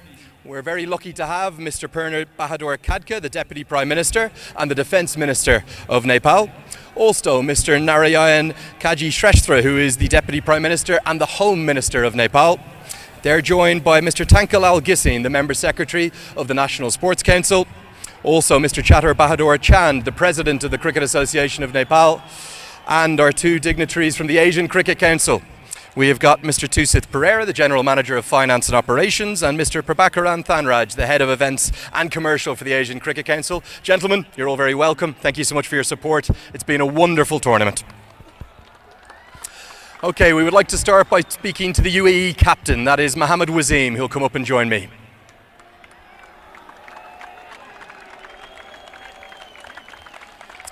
Mohammed, up you come, my friend. Let's focus first on the occasion. It was quite extraordinary, not just 1 day, but 2. Yeah, it's a very good tournament. I think, for my opinion, we were 50-60 runs short on this pitch. What about the bowling effort? When you had them 22 for 3, did you really feel like you were in the contest? Yeah, I feel one time, but they played very well, Bhima and Gulshan. Okay, what about this rivalry? It's a real one for the ages, the Associate El Clasico, many are calling it. You love playing cricket here against Nepal? Yeah, I really love play against Nepal and in Nepal as well. I really enjoyed that crowd as well.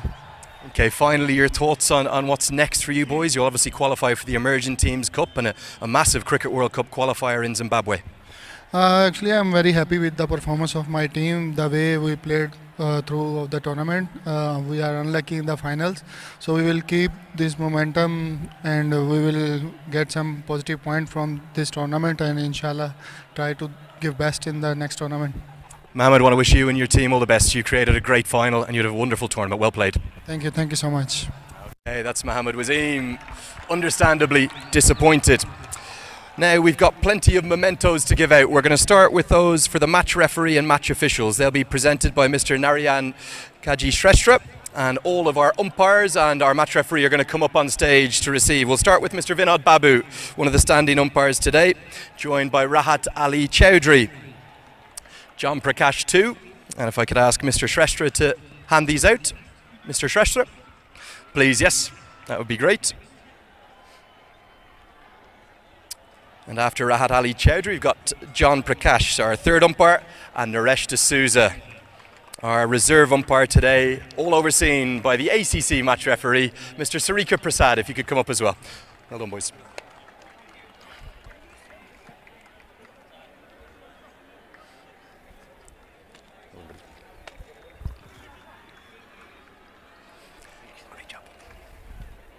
Yeah, thanks to all the team of match officials who did a wonderful job across the tournament. Thanks so much, gents. And particularly our match referees, Sarika Prasad. Yes. Okay, next we are going to get to today's player of the match. This will be presented by Mr. Tusith Pereira. Really, there was only one choice. He's 17 years of age. He faced 84 balls. He hit 3 4s and 6 6s. He ended with 67 not out. It goes to Gulshan Kumar Jha.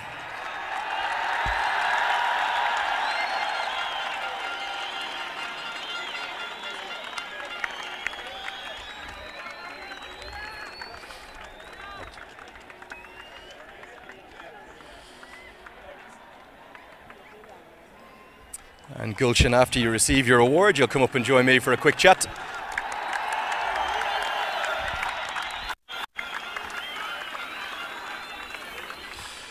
Up you come, Gulshan. Over you come, just for 2 seconds, just very quickly. If you need to answer in Nepali, you can. No, I just want to tell. Thank you to everyone. Okay, very quickly, tell me about your innings quickly. 67 not out. म बढी केही सोचिरहेको थिएन अब सरले भन्नुभयो थियो अब गएर आफ्नो खेल्नु आफ्नो स्ट्रेन्थमा खेल्नु त्यही म सोचिरहेको थिएँ अनि त्यही खेलेँ आफ्नो स्ट्रेन्थमा I'm just playing in my strength there. You batted at number 3 for the first time in your career on maybe the biggest day in Nepali cricket history. How special an innings was that alongside Bim Sharkey? अब this is a final match धेरै ठुलो match थियो अनि सरले आएर भन्नुभयो तिमी माथि खेल्न सक्छौ अनि म रेडी थिएँ अब सरले आएर आफ्नो कोच आएर मोटिभेट गर्छ झन् मोटिभेटेड छु म अनि गएर आफ्नो रोल मात्र प्ले गरिरहेको थिएँ. You're today's player of the match. Many congratulations. Thank you. Thank you. Thank you. Gulshan Jah, what a star he is. Another one of this young production line of talent that is coming through here in Nepal. Okay, time for our next award. This goes to the best batter of the tournament. It's going to be presented by Mr. Prabhakaran Thanraj. Prabhakaran has the trophy for this. He was streets clear of everyone else. He made 2 scores of 150 plus in the tournament. He's a young superstar as well. He's still just 20 years of age. It goes to the UAE's Varitya Aravind. So Varitya will receive his award from Prabhakaran Thanraj, who is the head of events and commercial at the Asian Cricket Council. And Varitya, I'd like you to come and join me as well, please. Up you come.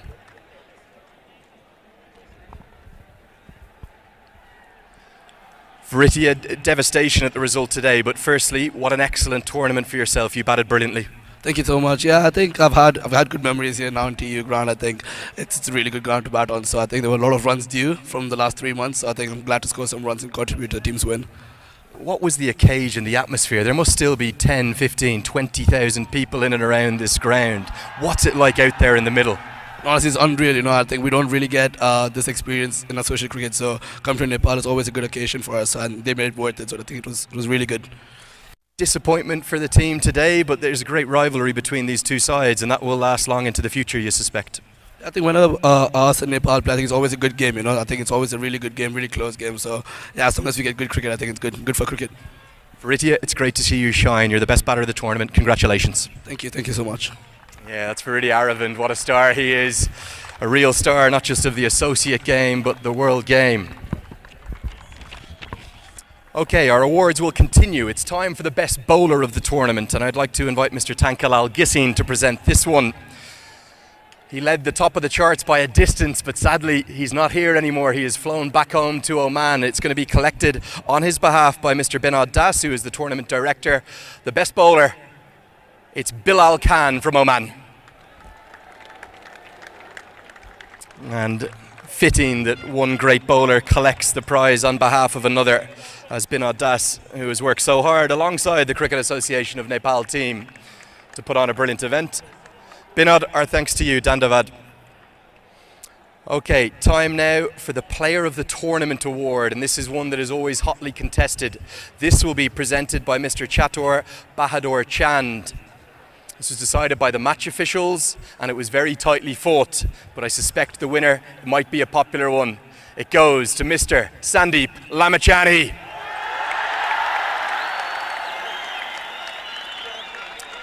Sandeep is going to receive his award from Chatur Bahadur Chand, the president of the Cricket Association of Nepal. This is a massive moment for Sandeep, for the country, and for all involved. And after he poses for a celebratory photo, he's going to come up and join me for a chat. Give it up for Sandeep.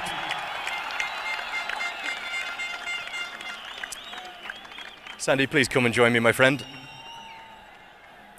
Firstly, many congratulations. You must be delighted with how you personally performed and bowled and batted in this tournament. It's pretty happy moment for all of us, you know, the way our team, you know, played throughout the tournament, and everybody's like chipping in and, you know, contributing in respective ways. Like, let's say today's example, you know, stepping up into the number 3 and the way Gulshan batted today, I think it's unbelievable. Somebody like a youngster coming in and showing the class, hats off to him. Do you think that your bowlers won this final? You look at how brilliant not just you were, but Lalit Rajbanshi with 4 wickets, Karan KC, Sampal Kami, Gulshan Jah. Everyone who bowled got a wicket, and you're simply too good for the UAE today. Yeah, that's what is team all about. It's contribution from every single individual. Stepping up and performing in every single game. Lalit, the way he's been, holding his nerve and coming from one end in the power play as well, getting wickets every time.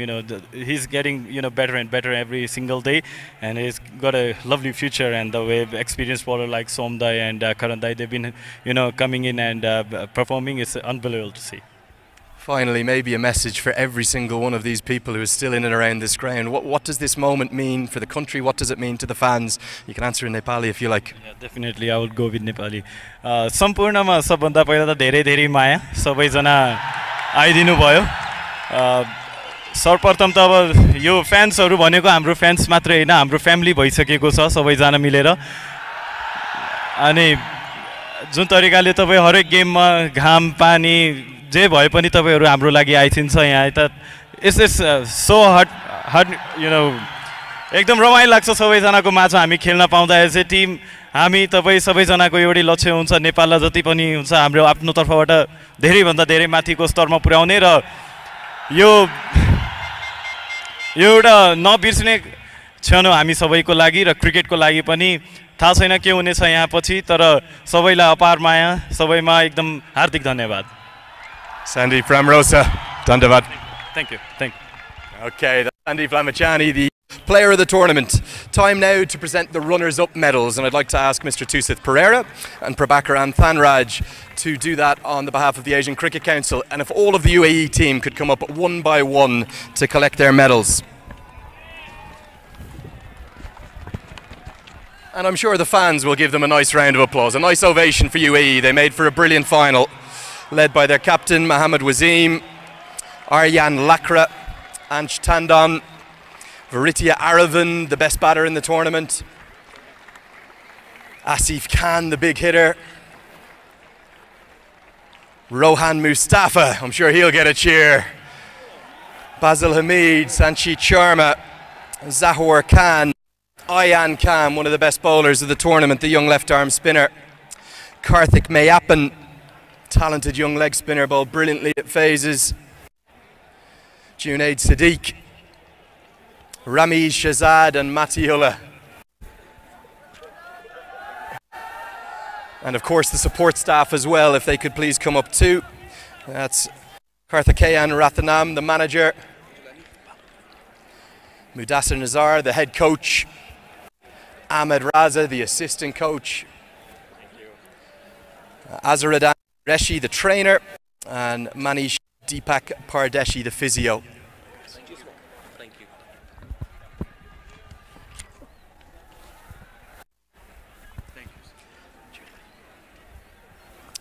And we finish with Mohammad Wazeem, fittingly. Credit to your team, Mohammad Wazeem. You made for a brilliant tournament. Well played, the finalists. Time now for the winners' medals.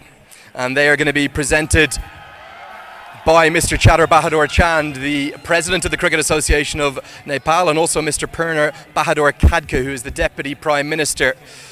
So we would like for Rohit to come up to lead his team. We'll speak to Rohit. Those medals go out. So if Rohit could come up. Rohit Powdell, please, the captain. Where is the captain? Up he comes. Rohit Powdell, please.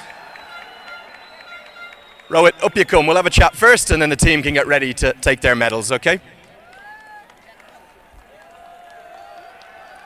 You can take your medal, Rohit, then you can have a chat with me and the team can follow after this interview, okay?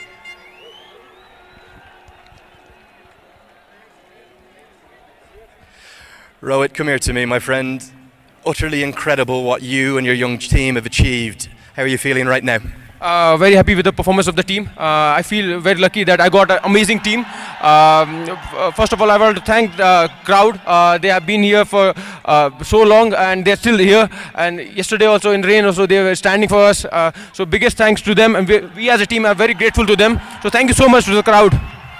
What about the performance? Your bowlers in many ways won the game, but then a young 17-year-old promoted up the order. It was a big call, and didn't he respond with the player of the match innings, Gulshan Jah? Absolutely, so it was a big call, and credit goes to Monty sir, and he has been a serious role model to us, and we are learning from him. So biggest thanks to him, and at the same time, Gulshan played a gem of an inning. I think that it's one of the best innings he has played. Rohit Powdell, Virat Kohli, Babar Azam. How does that sound? That sounds good. And very happy with the performance. So yeah, feeling happy. Is this the biggest achievement for you and your young side? That streak of 11 wins from 12 was quite extraordinary, but you've stayed unbeaten in this tournament and you're the deserved champions. I think it is one of them, but I think as a team it's a beginning for us. So we have just started, so many more to come, I think. Okay, finally, I just want to touch on not just the players in the 11, but those in the support staff, the reserve players. It's a real family, it's a real team effort.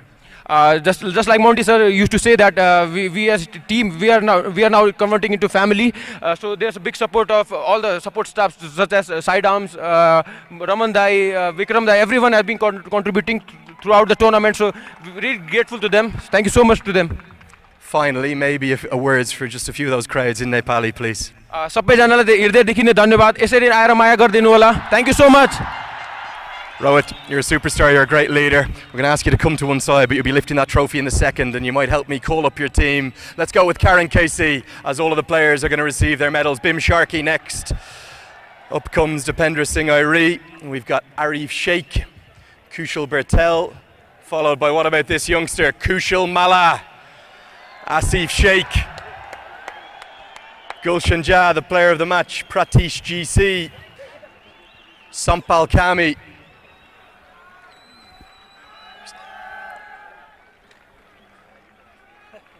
Who have we got next? Lalit Rajbanshi, what a tournament he had. One of the great legends of Nepali cricket is next, that's Gyanendra Malla. And Sandeep Lamachani, who's coming right at the end.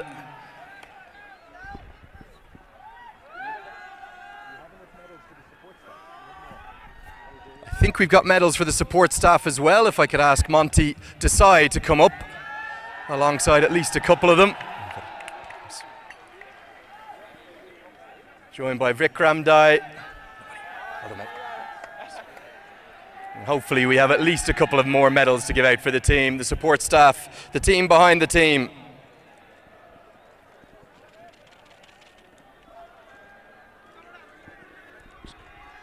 I got this. So.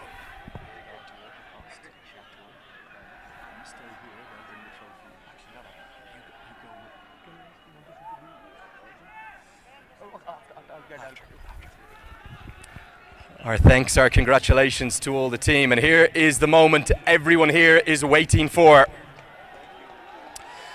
It's time now to invite Mr. Purner Bahadur Khadka, the Deputy Prime Minister, to be joined by Mr. Chatur Bahadur Chand to present this trophy to the winning captain. It is Rohit Paudel who is going to go and join the gentleman. And I think Monty Desai is going to go with him. That will be popular too. We'll get all the gents up. Nepal, for the first time in their history, they have won the ACC Premier Cup and they have qualified for the Asia Cup to take on India and Pakistan in September. What an achievement, a momentous day for this nation, and one everybody here will never forget. To all of you in the crowd, and we are going to see the trophy lifted by the team now. Here they are, your champions for the ACC Premier Cup. They've qualified for the Asia Cup. It's Nepal!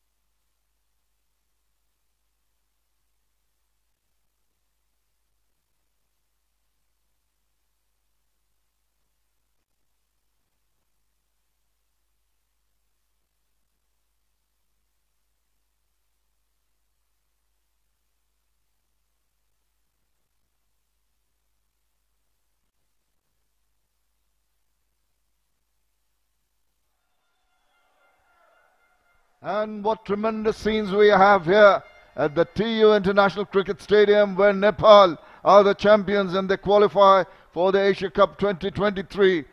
This has been such a wonderful journey for them, culminating in the championship, and they can take a lot of heart, a lot of pride for the way they have won this, and with the wonderful and the tremendous support from the crowd here who've come in numbers to give them that the great support and fill up Nepal in this final of the ACC Men's Premier Cup. Win by 7 wickets, and they make a place for themselves in the Asia Cup, which is coming up, the Asia Cup 2023. They are the champions. The celebrations will not stop here. It will continue. They never stop to dream big. At last they achieved, the boys of Rohit, well led by this lad throughout the tournament. They'll be traveling to Asia Cup and they'll be up against some big teams. But what a day for Nepal cricket. Indeed, as they go around, we can see with that cup in the hand, front of the supporters. It's been great. The skies have been cleared, and it has been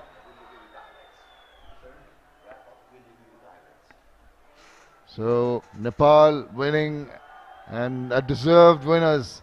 This is the icing on the cake, winning this tremendous championship. We've really enjoyed bringing the pictures to you all around the world, and you can see the smile on the faces of everybody here.